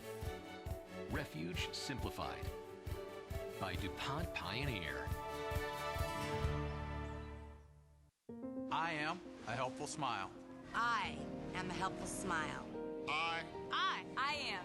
A helpful smile. I am a helpful smile. I am a helpful smile. I've been a helpful smile for 6 years. 15 years. 25 years. I've been a helpful smile for 39 years.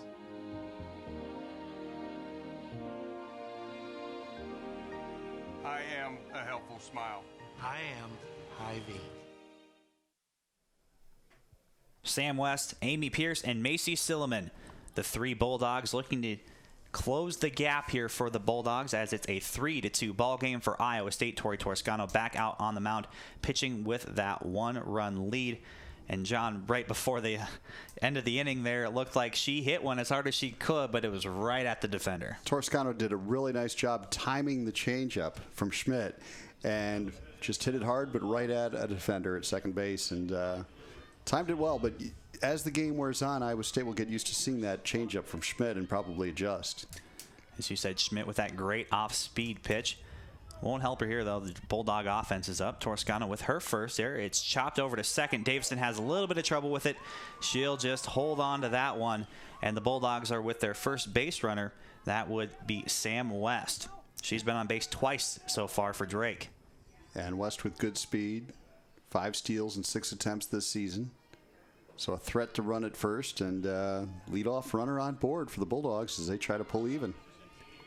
It was a very, very tough play over there at second. It looks like they're going to give the hit to West. Amy Pierce, the leadoff hitter. And that pitch will go between the legs of Lenzine. And West makes herself at second, almost makes her way over to third as that one looked like cross up on the signs potentially between Lenzine and Toscano. And now a runner over there at second on the pass ball. Well, dangerous position here for Toscano because Pierce has gone down quietly twice, but she's one of their better hitters, and she's up in a good spot right here. West is over at second. Great speed at second base, and Lenzine has a little bit of trouble with it once again. Back behind the backstop, it's 2-0. Iowa State has the defenders in on the corners. At least did so in that last play. It looks like they're going to take a step back or two here. Looks like they're going to try and get a new ball as Toscano didn't like that one. It looked like Lenzine didn't like it back behind the backstop either. They'll get a new one, though. It's a 2-0 count. Toscano will dig back in. Runner at second is West. Pierce, the team leader in hits with 43 on the season. Been held in check so far. That ball is ball 3, though, outside. She popped out to Slater back in the third, struck out looking back in the first. So Iowa State done a good job so far, at least, in keeping her in check. Toscano with the delivery to Pierce, right down the middle for strike 1. Pierce taking all the way, and now she'll be looking for something she can drive. Bulldogs threatening here a little bit. Runner at second with nobody out. The 3-1 from Toscano is That's a good pitch. Called That's a strike. Really good pitch. Very, very tough pitch to swing at. Pierce wanted to for a second, held up, called strike anyway on an off-speed pitch. Toscano, it's got her good stuff today, it looks like, at least so far. The payoff pitch to Pierce. Swung on and chopped foul over towards the Cyclone dugout. Count will remain 3-2. I think it would have been ball 4 up and in, but Pierce couldn't stay away from it. So now another payoff pitch coming. Pierce went for the tomahawk swing there. Toscano will take a little bit of time now in between this pitch here. She tries to keep her hand warm in this 45-degree weather. Very tough weather to play softball out there. But she's back in with the 3-2. Swung on and line to second, and Davison almost has it. Pops out of her glove. Another infield single, though, for the Bulldogs. And they've got runners on the corners with nobody out. Well, Davison saving a run, though, by at least being able to knock that ball down. If that gets into the outfield, there's no question that West scores. But a good effort by Davison. Just couldn't quite get it, and if she did, she might have been able to get 2. Yeah, West was off on that, on contact on that one. Bulldogs very fortunate Davison wasn't quite able to come up with that one. But an infield single has the Bulldogs dealing. Runners at the corners. Silliman will bunt this one over to the third base side, and it will stay fair. A tough bounce for Iowa State. The bases are loaded on another infield single. Well, it's a gamble by Reese. She thought that with the spin on the ball that it was going to twist foul, but it never did. It just hugged that line, and now the bases are loaded with nobody out. And a very tough way to load the bases. Toscano made the pitches she needed to, and just 3 very close defensive plays there. And could have gone either way, really. And Bulldogs now with the bases loaded, and the 3-spot hitter, Nybo, in. That pitch is inside to her for ball 1. And also on that play, Reese probably knew with Silliman with the best speed on this Drake team, it was going to be a very tough play, even if she could field it cleanly. So she thought the roll of the dice, it was worth it to see if it would trickle foul. It just didn't do it. A lot of speed out in the base pass right now for the Bulldogs. Their top 3 still in base leaders out there. The pitch is popped straight up. Lenzine looks like she'll have a look at it, but it will drop back in the crowd for strike 1. Well, a pop-up on the infield would be huge, or a strikeout for Toscano against this number 3 hitter, Haley Nybo. She's been retired twice, but she's a dangerous hitter, the team leader in RBIs with 30. Nybo and Pierce had been kept in check up to this point so far. Iowa State hoping to continue to do so here with the bases loaded and nobody out. Toscano's pitch to Nybo. Coming in the second, she'll show bunt. Swung on and driven out to left field. Gomez is camped under it, though, and she has a little bit of trouble with it, but she'll make the play. The runner from third West will score on the sacrifice fly. It is a tie ball game with 1 out here in the top half of the 5th on the sacrifice fly by Haley Nybo. A good contact by Nybo, and on a day where the wind wasn't blowing the way it is now, that might have been out of here. Gomez got the good jump on it, and then you could see the wind take it, and Gomez adjusting to make the catch. And I think right now Iowa State will trade that run for the out. They're happy to get the out, 1 away here, runners in first and second. Now Toscano just has to wiggle out of the rest of this jam. Iowa State's been playing very well. Actually, both teams offensively speaking, a lot of base runners, so not worried about giving an out for a run as that one's fouled over the left side back behind the Cyclone dugout. Nicole Randall doubled and drove in 2 in her last at bat. Very tough Drake Bulldog lineup out there. There's no easy outs in that top half of their lineup. As you said, Randall drove in the first 2 for the Bulldogs back in the 3rd. Did strike out to end the 1st. Toscano pitching now with the tie ball game. The 0-1 is outside for ball 1. Matchup of Californians here. Randall from Alpine, California. Toscano from San Diego. Certainly used to better weather than what we're seeing today, at least back in their hometowns. Toscano's 1-1 is outside for ball 2. 2-1 the count to Randall. Defense playing straight away for Iowa State. Playing a little bit back in the middle infielders. Corner infielders right with the bag. That one swung on and fouled off of Lenzine's leg for strike 2. 2-2 the count. Good swing that time by Nicole Randall. Tie game here in the 5th inning. It's been a good one. It has. Macy Silliman, Amy Pierce, the runners over at first and second. Drake scored on a sacrifice fly by Nybo here in the top half of the 5th to tie this one up. Lenzine getting a little extra time from the umpire. The old dusting off the clean plate gives her a little bit of extra time. Lets her shake off that foul ball to the leg. Toscano back in with the 2-2 is way inside, and that does in fact hit her. Grazed Randall, and that will also once again load the bases for the second time here for Drake. Well, that's unfortunate for Toscano. It couldn't have gotten much of Randall, but must have grazed the jersey and just enough to send her down to first base and load the bases here with one away. Looks like we might have some form of substitution. Looks like we will get the courtesy runner for Randall, as we did back in the the third inning. Mariah McKinnon in to run this time. So put McKinnon over at first. Silliman is over at second. Pierce at third. The base is loaded once again for Drake. Iowa State hoping to not give away that lead that they already had, and hoping not to give the lead, rather, to Drake. It's a 3-3 ball game. Well, Drake, we mentioned Rich Calvert. He's done a nice job. 11th year. He made the NCAA tournament a couple of years ago as they won the Missouri Valley Conference tournament. The designated player, Laura Brewer, back in. She's 1 for 2 so far, and she'll take that first one inside for ball 1. Brewer singled, was caught stealing. Actually, her spot was caught stealing back in the second. She struck out to end the third. Brewer with a great opportunity to drive some Bulldogs in. Iowa State hoping to not let that one happen. That one swung on and lined foul over towards the Cyclone dugout for strike 1. It's a 1-1 count. There's one down for the Bulldogs in this half inning, the top half of the 5th. It's a 3-3 ball game. Both teams with 6 hits. Cyclones with an error. Toscano in a bit of a jam, trying to get out of this one. The 1-1 is also inside for ball 2.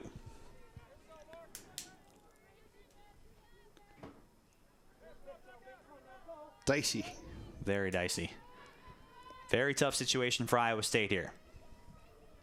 Toscano's 2-1 delivery to the plate is high and outside for ball 3. Would not want to walk in that run right now and give the Bulldogs a free lead. Yeah, absolutely. Make them earn it. Make them put it in play. You never know. You might get a double play ball. You might get a pop-up. Rebecca Schmidt on deck. Pitcher looking to help her cause after this one. That one is low for ball 4. Drake will get a walk run in. The RBI goes to Brewer. Pierce will score on the play, and Drake will take a 4-3 lead in the top half of the 5th. And still only one away, and now we will see Brittany Wildmiller come out to the mound for Iowa State, the pitching coach, and try to settle down Toscano, who was really hitting her spots, Andrew, early in this game, but that control's gotten away from her a little bit here in the 4th inning, 5th inning, I should say. Going to take a little bit of time here to, as you said, settle her down. Iowa State not out of this one by far, or by any means, really. One out only here. Bases are loaded, though, for Drake. Great scoring opportunity and a great opportunity for Rebecca Schmidt to help her own cause. She'll bat for herself here. Schmidt on the season's a .214 hitter. 9 hits on the season, 3 home runs, 11 driven in. A very dangerous hitter for a pitcher. Toscano's first pitch is inside for ball 1. Gotta throw strikes. Drake. They beat you, they beat you. Drake with a prime scoring opportunity. The base is loaded, and Rebecca Schmidt here to help her own cause. Shows bunt. She'll pull back. Strike 1 on the inside part of the plate. Runs the count even 1-1. Real nice pitch that time from Toscano. Snuck it in just a little bit more onto the plate, but still caught the inside corner. Iowa State's defense at double play depth in all the way around. That swung on and chopped foul over the left side. Strike 2. So now Toscano ahead in the count. So important to try to keep these hitters off balance. Let's see if she can maybe go to her changeup and get Schmidt on strikes. Well, she's looking for an out and does not want to trade one for a run at this point. Iowa State very solid defensively, been very aggressive in the broadcast we've seen so far. Not afraid to throw home on a sharp ground ball. We'll see how that plays out here on the 1-2 as Schmidt will dig back in. She'll show bunt, as many Bulldogs do, take the pitch and just slap it over to the right side. Foul. Yeah, just staying alive, getting another pitch to look at. The old half swing was not looking for a home run on that one. 1-2 count. Stiff breeze from left to right. Toscano's 1-2 pitch. She'll fire. That's swung on and missed. A strikeout. She got her on that changeup. Schmidt gets a little bit of her own medicine there for the second out of the inning. Well, there it was, Toscano, knowing that a strikeout would really benefit her in that situation, goes to the changeup, gets Schmidt off balance. She was behind on the pitch before it. And so great job setting her up for that changeup and getting a huge strikeout to get the second out here in the fifth. Bulldogs still threatening. Zia Peterson will step in. She walked back in the second, grounded out to short back in the fourth. The pitch to her is low for ball one. Well, if Iowa State could get out of this with only 2 runs crossing the plate for Drake, that would be a minor victory for the Cyclones to get those bats in the fifth. Toscano's second is a strike over the knees for strike one. It's 1-1. Drake's not too happy the fans are here in attendance. Thought that one was low. 2 outs, 1-1 pitch coming up from Tori Toscano. That one swung on and fouled back, almost caught Lenzine on the hand. It's 1-2. Again, out in front in the count now, and the opportunity to get that hitter off balance and guessing. You can come to the changeup. You could try to sneak a fastball in on the hands. Lots of options here for Tori Toscano with a 1-2 count. Iowa State plays with fire very often, at least defensively. Bases loaded, looking to strand them right now with a 1-2 count and 2 down. They're down now 4-3, giving up 2 runs in this inning. Toscano with the 1-2. Fires to the plate, swung on and chopped over to the right side. Davison's up with it. She's over to Miller, and that will retire the side. Iowa State strands the bases loaded. We'll look to get one of those runs back coming up in the bottom half of the fifth.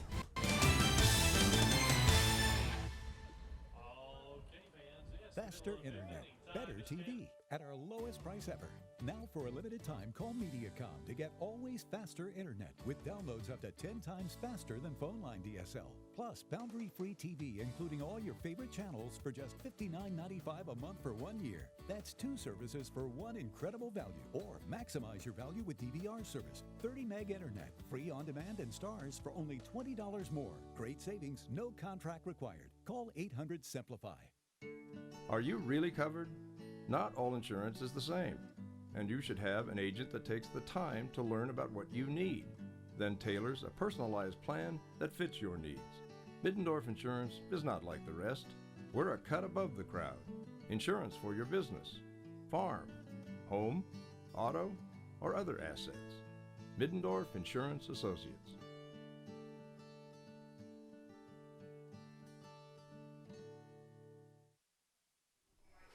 Welcome back to the Cyclone Sports Complex on a bit of a gloomy day here in Ames, Iowa. Cloudy, misty, windy. Doesn't matter, though, to these two teams out there. It's a 4-3 ball game. Good contest so far, John. We've seen a lot of base runners, but the pitchers playing with fire, but they're not getting burned just yet. Well, Rebecca Schmidt came in and did a nice job getting Drake out of that last inning, and now she'll have her first full inning of work, and she'll face the 5, 6, 7 hitters for Iowa State: Maddie Reese, Sarah Davis, and Jordan Spendlove. And what I like about this lineup, Andrew, for Iowa State, is it doesn't have to be the heart of the order for you to feel like they've got a chance to score. These hitters down at the bottom of the lineup, equally dangerous. Very deep lineup for Iowa State as we see Maddie step in. First pitch to her is a strike on the inside corner from Rebecca Schmidt. Reese had that pair of home runs, one on Friday and one on Sunday's contest. She's batting 5th this afternoon. Schmidt will look in, get a sign, and deliver. That one is inside a bit for ball one. Well, for these hitters for Iowa State, their first look at Schmidt in the box, they watched her come in and get him out of that jam in the last half inning, but until they get through the lineup once, this is their first time seeing her. Schmidt will deliver, and that one swung on and missed for strike 2. Line on Jordan Gronwald this afternoon, 3 innings, 3 2/3 innings, 6 hits, 3 runs, and all 3 of those were earned. Schmidt came in and finished that 4th one off. She's back here in the 5th. She'll deliver this one. Reese with the check swing, doesn't matter. It's strike 3 looking. First out for the Cyclones. There's that changeup again from Schmidt. That's her go-to pitch when she gets ahead in the count. And that one, again, was a beauty. Had Reese off balance. Iowa State, for the first 3, it looks like, really struggling with Schmidt. Schmidt's gone 1, 2, 3 for the appearances she's been in there. Sarah Davison will look to change that, though. She doubled back in the 2nd and walked in a run in the 3rd. The first to her is high for ball 1. As we said, she's 1 for 1 this afternoon. Does have a run batted in. Schmidt will look in, get her sign, and she'll fire. That one's inside, but called a strike. It's 1-1. Caught that black edge of the plate, strike. A lot of movement on her pitches so far. We've seen a breaking ball, we've seen a slider, and we've seen a fastball. Schmidt is dealing here. That one is a ball for ball 2. She's not missing by much, John. Looks like she's really in control right now. Yep, nibbling right around the corners, and she's done a nice job this year, posting hitters hitting only .221 against her. Iowa State looking to get one of those runs back. They're down by 1 run and swung on a miss on that changeup again. Iowa State struggling with that pitch right now. It's a 2-2 count. Nasty changeup, and she has that big winding motion with both arms, and you're thinking, okay, here comes the heat, and then she just, with that same motion, takes something off. Definitely her go-to pitch. See if she uses it here again. She tries, but it's low and bounces out in front of the plate for ball 3. Davison, the junior from St. Louis, looking to get a rally started for Iowa State. Schmidt trying to keep this 1-run lead for the Bulldogs. She'll get her sign on the payoff pitch. Swung on and lined out to shallow left field, and that's going to drop for a base hit. Davison's going to end up on first. She'll keep her day perfect with her second hit of the afternoon. And she's also walked in this game, so Sarah Davison's been on base all 3 times. Now Jordan Spendlove comes up with Iowa State, hoping to put together a threat. Davison's certainly been one of the better offensive players this afternoon. As you said, 2 for 2. Does have that walk as well. Hoping to start a rally over there at first base. As you said, Jordan Spendlove stepping in. She's 0 for 1. Did drive a run in on a fielder's choice back in the 3rd. Also sacrificed back in the 2nd. Schmidt gives up her first base runner of the afternoon. And first pitch, Spendlove is a strike on the inside corner. Strike 1, 0-1 the count.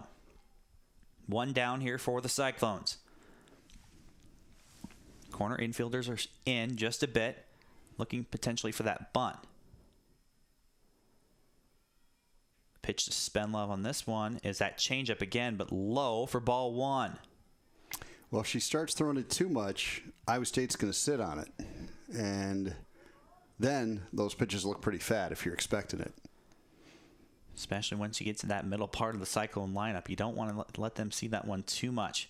That one is a check swing and low for ball 2. Not sure if that was the change, but another off-speed pitch from Schmidt. So she does have a good fastball, but she only uses it occasionally. She just mixes up her pitches very, very well. Just uses that fastball to set up the changeup up there.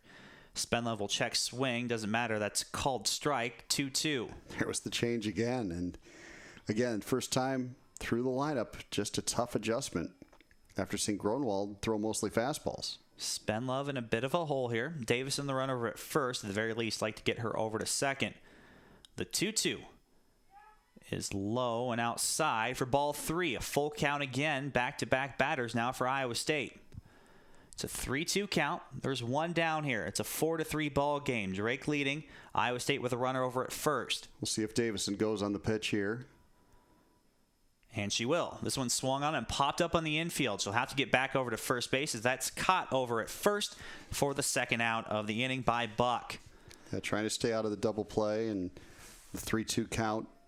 You can only risk a line drive or strike him out, throw him out, but Spendlove got under it. So Davison hustles back to first, and now we'll see Allie Kappert come in and pinch hit for Liana Henry.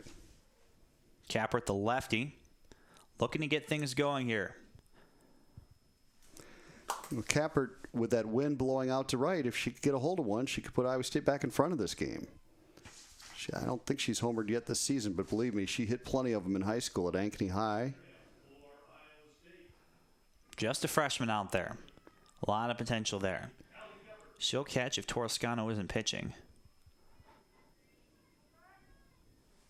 After a little bit of a timeout there by the umpire, she'll dig in. 2 outs here. Looking to get Davison home. Iowa State looking to tie this ball game. It's 4-3. Schmidt's first pitch is outside for ball 1. She starts with the fastball. We'll see if she comes back with the change here. Definite difference in speeds from Schmidt's pitches. We'll see what she goes here with the 1-1. That one's off speed, and that's also low for ball 2. Yeah, right to the changeup to try to get Kappert out in front, but Kappert with a good eye now out in front of the count and looking for something she can drive. She's ahead here, 2-0. Schmidt taking a little bit of time getting her sign here, but she'll fire. That one's called a strike. A lot of inside-out movement on that one for strike 1. Good pitch by Schmidt. Caught it the outside corner, and now Kappert is going to guess fastball or change and hopefully guess right. She's seen 2 of the off-speed variety. This one's 2-1. That's also off-speed. Another changeup swung on and missed. It's 2-2. That changeup really hard for Iowa State to see right now. So deceptive on the motion that even if you're anticipating it, it's still hard to hit. The 2-2 to Kappert is swung on and fouled straight back. She was on that one. Keeps the count at 2-2. See if she likes to change things up again. Maybe we'll see a fastball here with the 2-2 count. Last 4 have all been off speed. Davison over at first. Pitch from Schmidt is that fastball. It's outside for ball 3. Now the runner Davison will be going, so if Kappert could get a hold of one and put it in the gap, Davison would have the opportunity to score all the way from first with a running start. The wind's going to help her out on this one, on this 3-2 pitch. Schmidt taking her time in between with that runner over at first and Davison. She'll deliver, and this one's driven out to deep center field. Let's see if the wind will take that one. It is gone! A 2-run home run for Allie Kappert, and Iowa State takes the lead 5-4. Wow, she put a charge into that one, and John, you called it. Hit a whole bunch of those in Ankeny High School. She gets her first as an Iowa State Cyclone. And puts Iowa State right back in front in this game. Allie Kappert, the freshman from Ankeny, with a blast to right center. Towering home run. And look at that, an undercut swing, and there was no doubt she launched that thing. Schmidt went with the fastball again. I think she was thinking about going for that changeup now. Kappert put a charge into that one, and also a lot of fun over there from the Cyclone dugout as they didn't go to home plate to congratulate her initially. I think they wanted to get old silent treatment. Old silent treatment, but she got a bunch of high fives, deservedly so. It's a 5-4 ball game as Drake needs to regroup. That 2-out home run from Allie Kappert puts Iowa State ahead 5-4, the 8th hit of the contest. A pinch hit home run, no less. She's been sitting in that very cold dugout, and she hasn't swung a bat since pregame, John. It's very, very impressive at bat there. Had to feel good for Allie Kappert. She's been struggling, just 8 of 40 and hadn't homered yet, and now Iowa State in front looking for more. Lexi Slater back in. She'll take strike 1. Slater walked in her last plate appearance back in the 4th. 2 outs here. Iowa State scores a good portion of the runs, John, with 2 outs. Schmidt's pitch is high for ball 1. Slater put a charge into 2 this weekend. You're right about that 2-out efficiency for Iowa State offensively. They've done that all season long. Big 2-out rally here. This one swung on and popped straight up on the infield. Looks like Vanderwall will have that one for the 3rd out of the inning, but not before Allie Kappert puts a charge into one to straightaway center field. A pinch hit home run puts Iowa State up 5-4. We'll have the top half of the 6th inning coming up next on Cyclones.tv.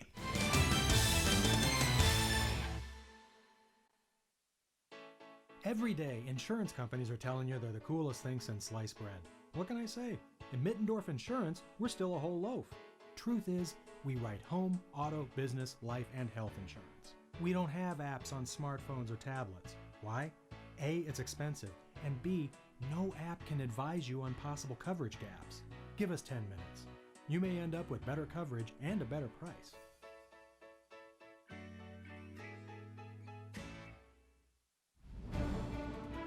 The football playing field can be tough. Sometimes there are setbacks. No matter what, you keep playing the game. Our field is no different. Sometimes the challenges are tough here too. Like when it's a drought. But no matter what, we work hard to feed and fuel America. Iowa Corn, where every day is game day for Iowa's corn growers.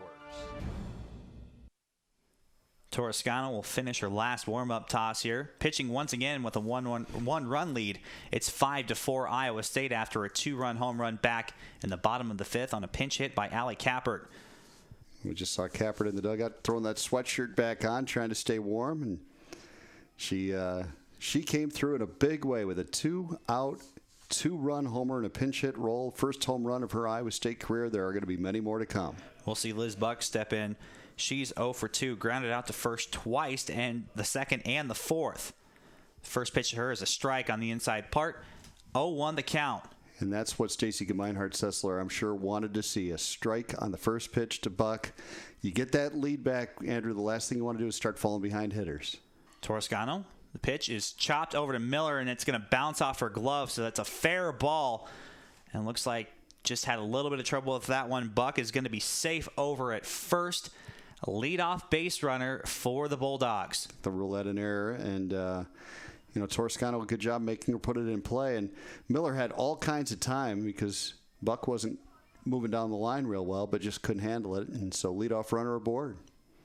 She said Miller probably could have taken her time a little bit more with that one. Anyways, there's a runner there over at first. Toscano will pitch to Sam West. West shows bunt. Will pull back, but it's a called strike anyway. Well, that wind is really whipping from left to right. You can even see the screen on the outfield fence moving with that wind. It's a really strong, cold wind out there today. And it's not helped by the fact that there's some moisture in the air, a little bit of drizzle, and it's blowing around. And it's not a dry wind either. It's wet, and it's going to get cold in a hurry. It's 1-1 to Sam West. West had a single in the last inning, but walked back in the third, has scored twice. The speedster at the bottom part of the lineup takes ball 2. Well, you don't want to give that run back. Just got the lead back. You want to try to sustain it here in the top of the 6th. The 2-1 is lined on a rope to Davison. She throws back to first, and she's out. What a double play. What a great throw by Davison. And I'm not sure what Buck was doing there, but she took one step too far off that bag. A great defensive play on a leaping grab by Davison. Gets Cyclones 2 outs. And, John, that's the Cyclone defense. They have a very, very good defense on that infield. One of the really big plays in this game. And Davison, with a quick release, got it back over to Miller, who had the nice stretch at first. 2 big outs on one swing of the bat. Toscano will go back to the top part here. Pierce, who singled back in her last plate appearance, will take strike 1. That was huge, Andrew. That just, you got the lead back, you want to maintain it, and then to get 2 outs on one swing of the bat with the top of the order coming up, just enormous. The 0-1 to Pierce is low for ball 1, and John, that was a hard-hit ball that was ticketed for right center as well. Davison made a great play to her left to grab that one. Yeah, quick reflexes and instincts. I've seen a lot of the Iowa State defenders do that. Toscano's 1-1 is lined over to left for a base hit for Pierce. That double play looks even bigger now with Pierce getting her second hit of the ball game. 2 down here. Runner at first is Pierce, and Silliman will step in. It's a 5-4 ball game. And I would anticipate that Pierce will be running here.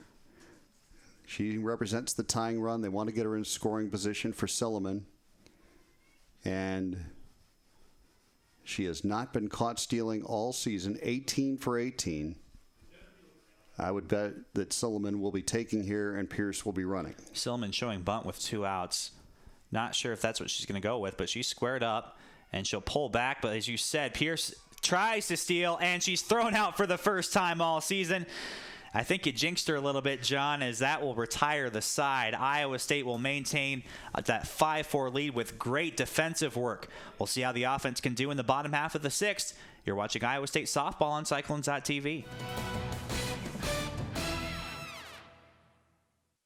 Iowa State fans, this is the time to get on board with Cyclones.tv. Welcome everybody on Cyclones.tv for tuning in. We have a special moment for Ryan and Anna, if I can get it out of my pocket. Well, our expectations are that Russell's hard as we can. She's going to be a superstar this year. A basketball program needs leaders. Edgem is just that. Will Clyburne's got it stuck on automatic. Anna Prinz, 3-pointer is up. It's good. Sorry, I got to give my Cyclones.tv some love here. Sign up today at www.cyclones.tv. Faster internet. Better TV at our lowest price ever. Now for a limited time, call Mediacom to get always faster internet with downloads up to 10 times faster than phone line DSL. Plus, boundary-free TV, including all your favorite channels for just $59.95 a month for 1 year. That's 2 services for one incredible value. Or maximize your value with DVR service. 30 meg internet, free on demand and stars for only $20 more. Great savings, no contract required. Call 800-SIMPLIFY. Look at that throw by Hallie Lenzine to end the last half inning. And Davison over to cover. And Hallie Lenzine, the first catcher all year to catch Pierce running. She was 18 of 18 on stolen base attempts. And good defense by the Cyclones there in the top of the 6th. Lenzine's thrown out 2 Bulldogs so far. It is 5-4 in the bottom part of the 6th. We'll see Brittany Gomez come in for Iowa State. And really, I think the Drake coaching staff, we're in the ear of the umpires. They thought that Pierce was a little bit closer, and maybe it was just the fact that they're shocked that she could get thrown out. She's 18 for 18 coming in today. So, well, big inning here for Iowa State. They got the job done defensively, Andrew, and now they've got the top of the order up. If they can get some early runners on base, they'll have the heart of the order coming up, and you'd love to get some insurance runs for Torrescano heading into the 7th. And we'll see what Rebecca Schmidt can do. Down by 1. She gave up 2 runs in the last part of the inning to Iowa State as Brittany Gomez will step in. Gomez 3 for 3 so far. The speedster, the freshman, the all-time single-season leader in Cyclone history with stolen bases will show bunt, pull back, and swing and miss on the first one for strike 1. Brittany Gomez has been a huge spark plug for the Iowa State offense in this her freshman season. Yet to score today. She'll swing and foul one off her foot. Quickly 0-2 the count to Brittany Gomez. Sarah Harlock on deck. Erica Miller in the hole. And Gomez so good defensively, too, in center field. Just a complete player, and it's going to be fun to watch her for 4 years in an Iowa State uniform. We'll get a new ball here for Schmidt. Now they're starting to struggle with them. Now they've been fouled out a couple times. They've rolled around in that grass. They're getting a little bit wet. Those balls are getting a little bit dirty. Seeing the pitchers be a little bit more particular about them here in the late part of this ball game. The 0-2 to Gomez is swung on and fouled straight back. Count will stay 0-2. Wind is picking up even more so now, John. And I think Cappert's home run affected only slightly by that one, but we'll see more and more of these lefties have that advantage. The 0-2 count to Gomez. Schmidt taking her time in between, time called by the catcher. Not sure if Rich Calvert got thrown out of that game or not, but there's somebody in a Bulldog cap standing by the right field foul pole, and I don't know if it's him or not. The 0-2 to Gomez is popped up over the infield. It looks like she's going to get another one. Oh, a great grab it short by Pierce. Almost another base hit for Gomez. He tried to poke that one through the infield again. Maybe went to the well one too many times. Pierce with a great play over the shoulder catch retires the speedster Gomez. That was a really good play by Pierce. She anticipated what Gomez was going to try to do, got a good jump on the ball and made the play. And a very big first out for Drake to start this bottom of the 6th. Sarah Harlock will step in. She singled and scored as well as stole a base back in the 3rd. Sacrificed twice so far. First one to her is a called strike. First strike 1. And you're right, John. There is someone out there on the right field side. That's typically not where you see someone watch a softball game. Well, that's where Rich Willigman ended up from Oklahoma State on Sunday as he got tossed. He was not happy with the officiating as well, and that's going to be bunted foul for strike 2. The 0-2 count to Harlock. We're in the the bottom of the 6th, but the top part of the Cyclone lineup. Erica Miller on deck. Schmidt's pitch is swung on and fouled. Well, she's safe over at first. She must have missed it. She must have missed the pitch with the bunt attempt, and it was a drop 3rd strike, so she was able to run to first. I was with you. I thought maybe she fouled that, but she must not have had any contact. We'll get another look. See if it misses the bat. It does. Yeah, it goes in the dirt, and alertly, Harlock hustling to first, and she beat it out. And it looked like the umpire was signaling foul. That's why I called it foul. But nonetheless, a runner over at first on the strikeout. And good speed with Harlock. That good speed over there at first, paying off for the Cyclones. Erica Miller will step in. She struck out on that changeup back in the 4th. Schmidt not fooling as many Cyclones now, though. Harlock was off with the pitch, took a big lead, and she's back. It's ball 1. Well, insurance run, as we talked about, would really be big here. And Miller is a gap hitter. If she could put one in the gap here, Harlock, with her speed, could score. The 1-0 to her is swung on and lined down the left field line, but foul. It's a 1-1 count. We saw Harlock twice in the last 2 games drive one to the wall in left center. And it seems to be her sweet spot. And yet, the center field defense for Drake straight away, they're not shifted it all over to the pull side, so they play her straight away. Miller is 1 for 2. Big gap out there. Big gap out there for Miller if she can hit it. She doubled to take the career RBI lead back in the 3rd. The 1-1 to her. Harlock is off with the pitch. She's going to go there, and that throw is all the way out into center field, but Harlock wisely stays at second, as that was thrown so hard, John, to center to Silliman, that I think if she would have tried for 3rd, there would have been a play. Well, if Harlock still had her head up, which you don't want to do, you want to get in there safely, but if she had her head up and had seen that thing sail out of the catcher's hand, I think she would have gone ahead and gone to 3rd, but Zia Peterson just lost the handle on that ball. Harlock, with her head down sliding, didn't see that it got away, but smart play to stay at second, and now Miller, with a runner in scoring position, has a golden opportunity to drive in career run number 136. Harlock with her second base, or rather second stolen base, over at second base as well this afternoon. Miller will take the 2-1 here from Schmidt.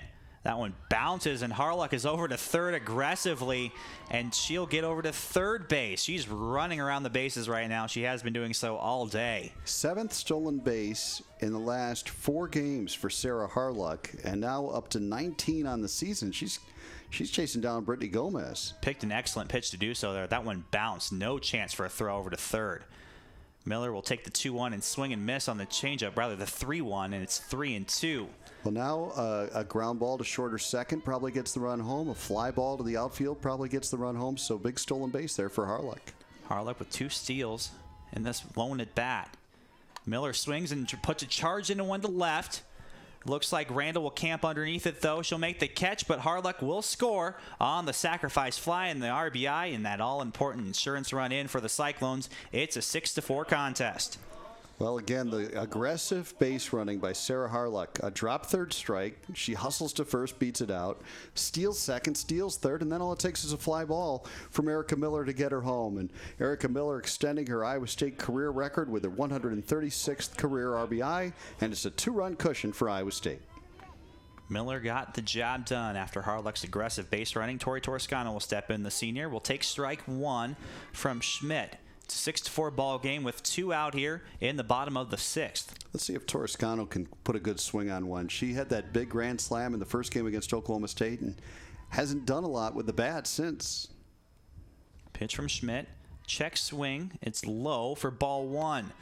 Toscano she can provide her own insurance run here, as you said, with a big swing of the bat. The all-time home run leader for the Cyclones. She'll take the 1-1 from Schmidt. And that's also low. For ball 2, John, it looks like Schmidt is starting to struggle with that off-speed pitch. Quite a few pitches in the dirt this inning. And again, once those Iowa State hitters got adjusted, they've handled it much, much better. But on the early part, it was tough. Tough weather all day. Schmidt's 2-1, also low for ball 3. Looks like she's losing a handle on a couple of those. She'll get some encouragement from her infield teammates. Buck comes over, gets in her ear a little bit, lets her know she's all right. It's 3-1 to Tori Toscano. There's 2 down. See if she grooves one here. And that one is low for ball 4. Second walk of the afternoon for Tori Toscano. Now the runner over at first with 2 down here for Iowa State. In steps in Maddie Reese. She struck out looking in her last at bat. A great patience from Toscano. She walked and scored in the 3rd, and now she walks again and understands the value of the base on balls. Schmidt is struggling a little bit here ever since she sat down the Cyclones back in the 4th. The pitch is a bunt from Reese, but it goes foul. Aggressive bunt with 2 outs. Yeah, bunting for the hit. She did a good job against Oklahoma State, deadening a couple out there in front of the plate, but that one kind of went straight down and ultimately foul. A lot of power in this Cyclone lineup. Bit surprising to see the bunt there. Try to catch Drake off guard. She'll dig back in, though, with the 0-1 count. Schmidt looking to get out of this one with only 1 run. She's given up 3 so far this afternoon. The pitch to Reese is low again for ball 1. Toscano looked like she got a good lead over there at first as well. Toscano not known for her speed, but she might just be trying to be aggressive out there. Double could score from first. Schmidt will look back in, get her sign, and deliver the 1-1. Swung on a miss by Reese for strike 2. Toscano again with a big lead. Looked like Peterson had to chase her back. It's a 1-2 count to Maddie Reese, the number 5 hitter. And she was caught looking on a changeup from Schmidt last time up. See if she can time one here. The 1-2 is low, bounces at the plate for ball 2. Toscano being aggressive. And John, that might be a product of the fact that Schmidt has struggled to keep the ball out of the dirt here. Yeah, I think she'll be running aggressively if something gets away from the catcher. Schmidt's 2-2 is swung on and chopped foul to the left side. Keeps the count 2-2. She'll stay alive here. Opportunity for the Cyclones to tack on another insurance run with 2 outs. They're leading 6-4. Took the lead back in the last inning on an Allie Kappert pinch hit home run. Erica Miller with a sacrifice fly extended the lead by 1. It's 6-4. Reese will dig back in with the 2-2 count. Schmidt will get her sign from the bench. And she'll fire. That one's outside. Breaking pitch is 3-2 now. Payoff pitch. Toscano will be off at first. See, Peterson did a good job keeping that one in front of her, and you're right. Now Toscano gets the running start. See if Reese can find a gap. Nybo comes in for some quick encouragement. We'll see what Schmidt can do here with the payoff pitch. Same for Reese.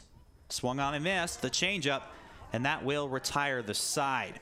Iowa State, though, tacks on another insurance run on Erica Miller's sacrifice fly. Aggressive base running from Sarah Harluck. John Walters will close this one out for you in the top half of the 7th on Cyclones.tv.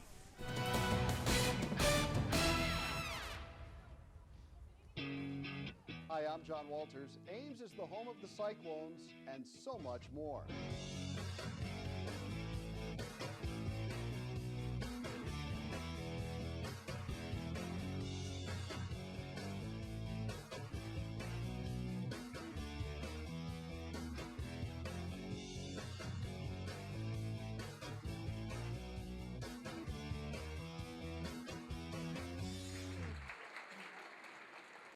I am a helpful smile.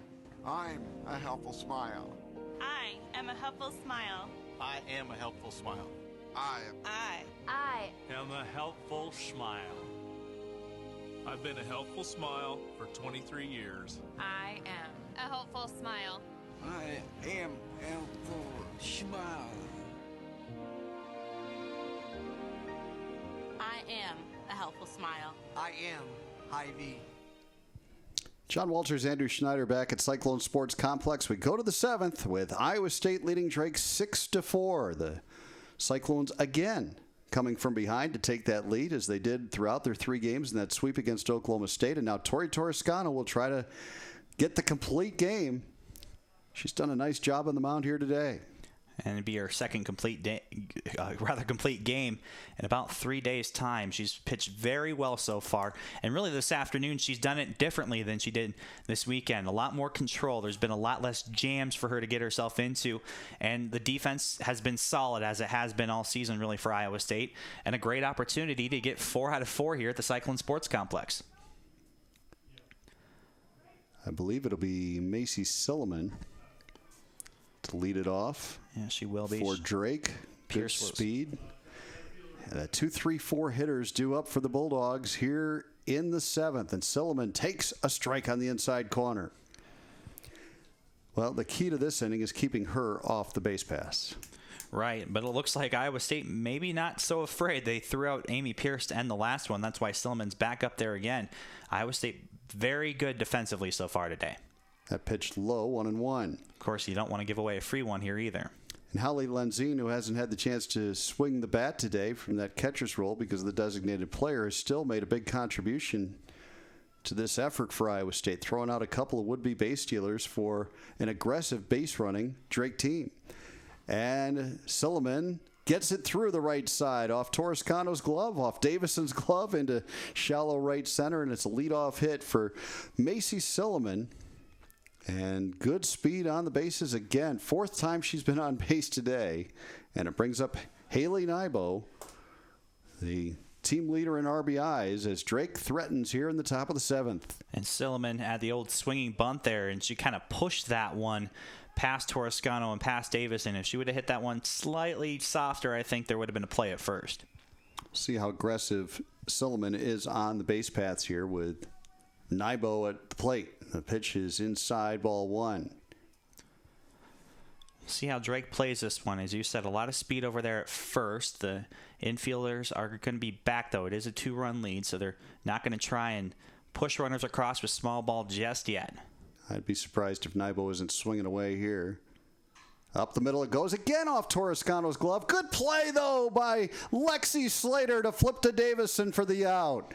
Great reflexes by Slater as that one had her cornered, and she reached back to her left, snagged it, and flipped it quickly to Davison to get the lead runner, the very speedy Silliman. Toscano racking up the assist on that one as well. Another one, as you said, John, that deflects off her glove. Drake has not been afraid to hit it right up the middle. As you said, though, Slater made a great play. Once again, off another deflection and a great flip. Really not a whole lot of time there. Silliman's the fastest Drake Bulldog out there, and just a great play.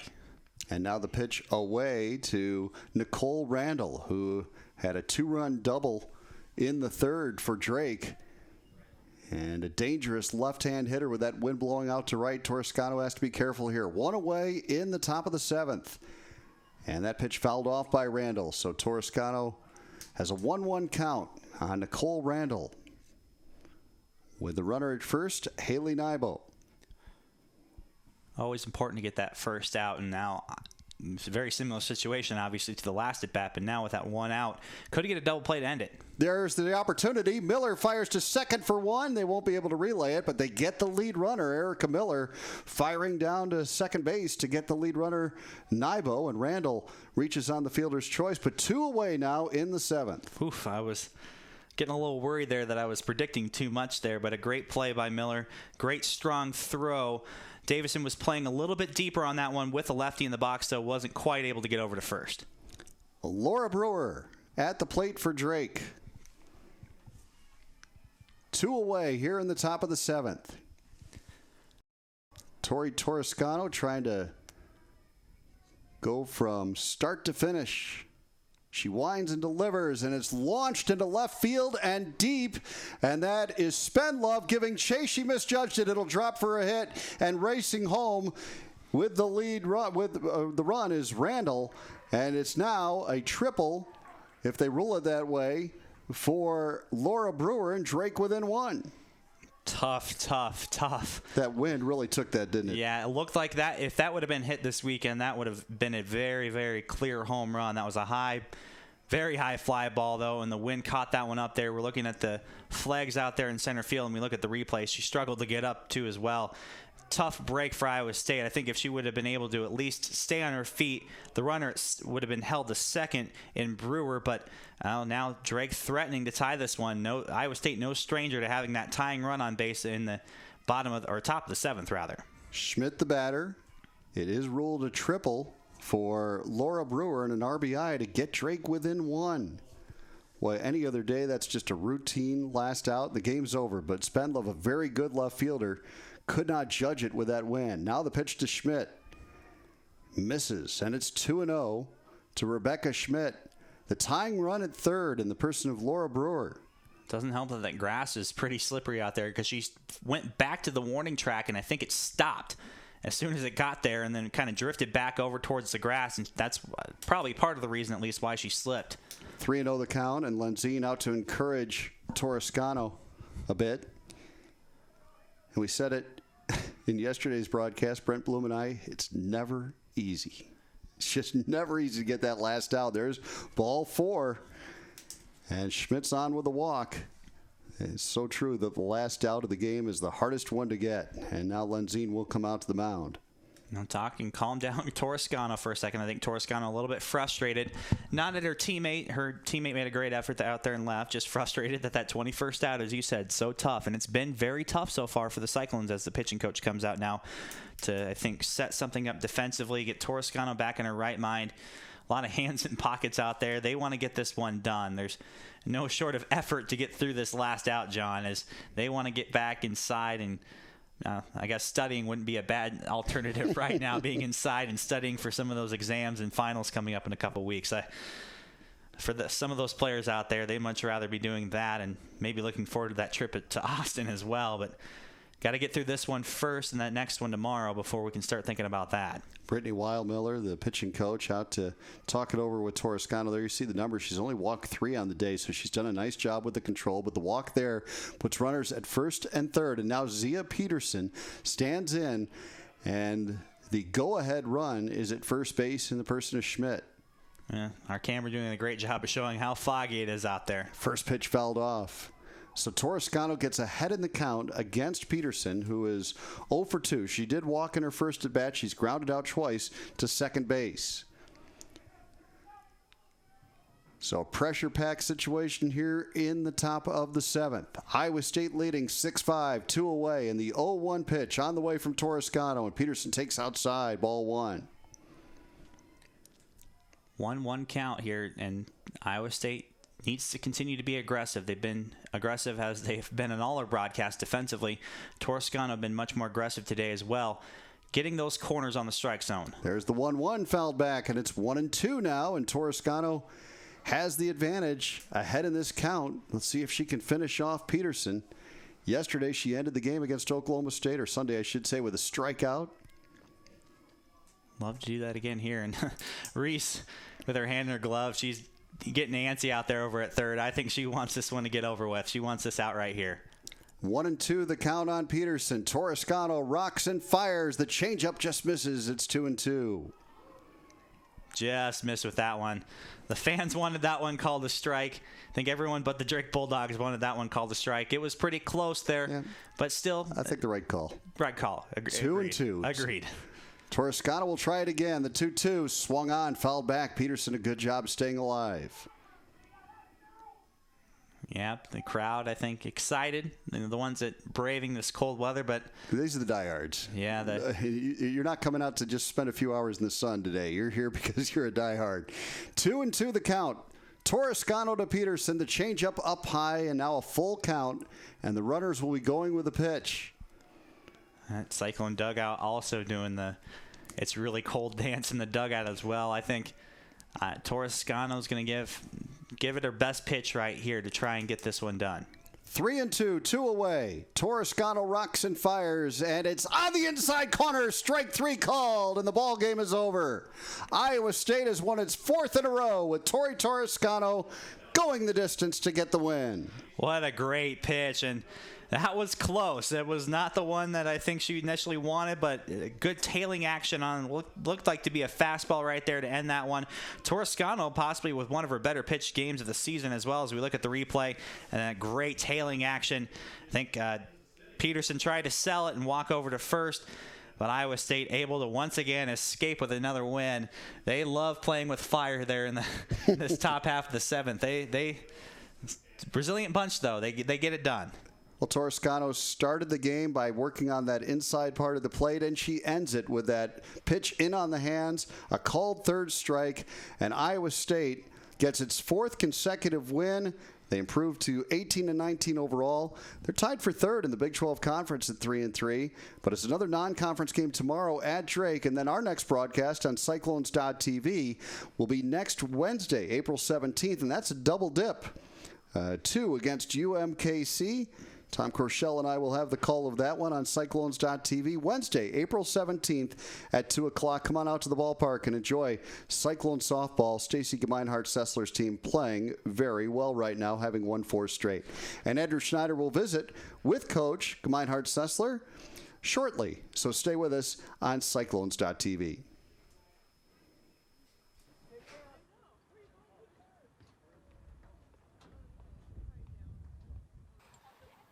And welcome back to this broadcast of Iowa State softball on Cyclones.tv with head coach Stacey Gemeinhardt-Sessler. tough conditions out here. Very cold, but your team battled through, got another win. Yeah, it is cold. We talked about that earlier before the game, just that's not going to be a factor for us, and we're going to go out and play, and we've been playing really well lately, and just let's think about that and not worry about anything else. Torrescano with only 3 walks, looked really in control, was hitting her spots all day. Yeah, she did a fantastic job, and it's good. It seems like we keep on making it interesting in the end, but she was able to plug on through that, and she did a great job. And timely hitting once again the story. Allie Capert with a pinch hit home run, cold off the bench, comes in, drills one to center field. Yep, she does that really quite a bit in practice, and it's good. I always feel good about her hitting, and I think she's going to come through, and I think just as she gets older and more mature, she's just going to be better and better. And weather pending, you'll see Drake again tomorrow, probably similar conditions. What are you looking forward to do tomorrow? Well, I think, we'll go in. The second pitcher, Schmidt, I thought kept us off balance a little bit, so I think we just need to go and look and see, kind of what she's throwing, strikes, balls, and identify the pitch that we really want to hit, and a plan of what we want to do in the box. And I think if we do that, then we'll be good. Well, thank you, Coach. Best of luck in Des Moines. Thank you very much. And that's going to conclude this broadcast of Cyclone Softball on Cyclones.tv. Iowa State the winners over the Drake Bulldogs. They're 4th in a row, 6-5. Thanks for watching.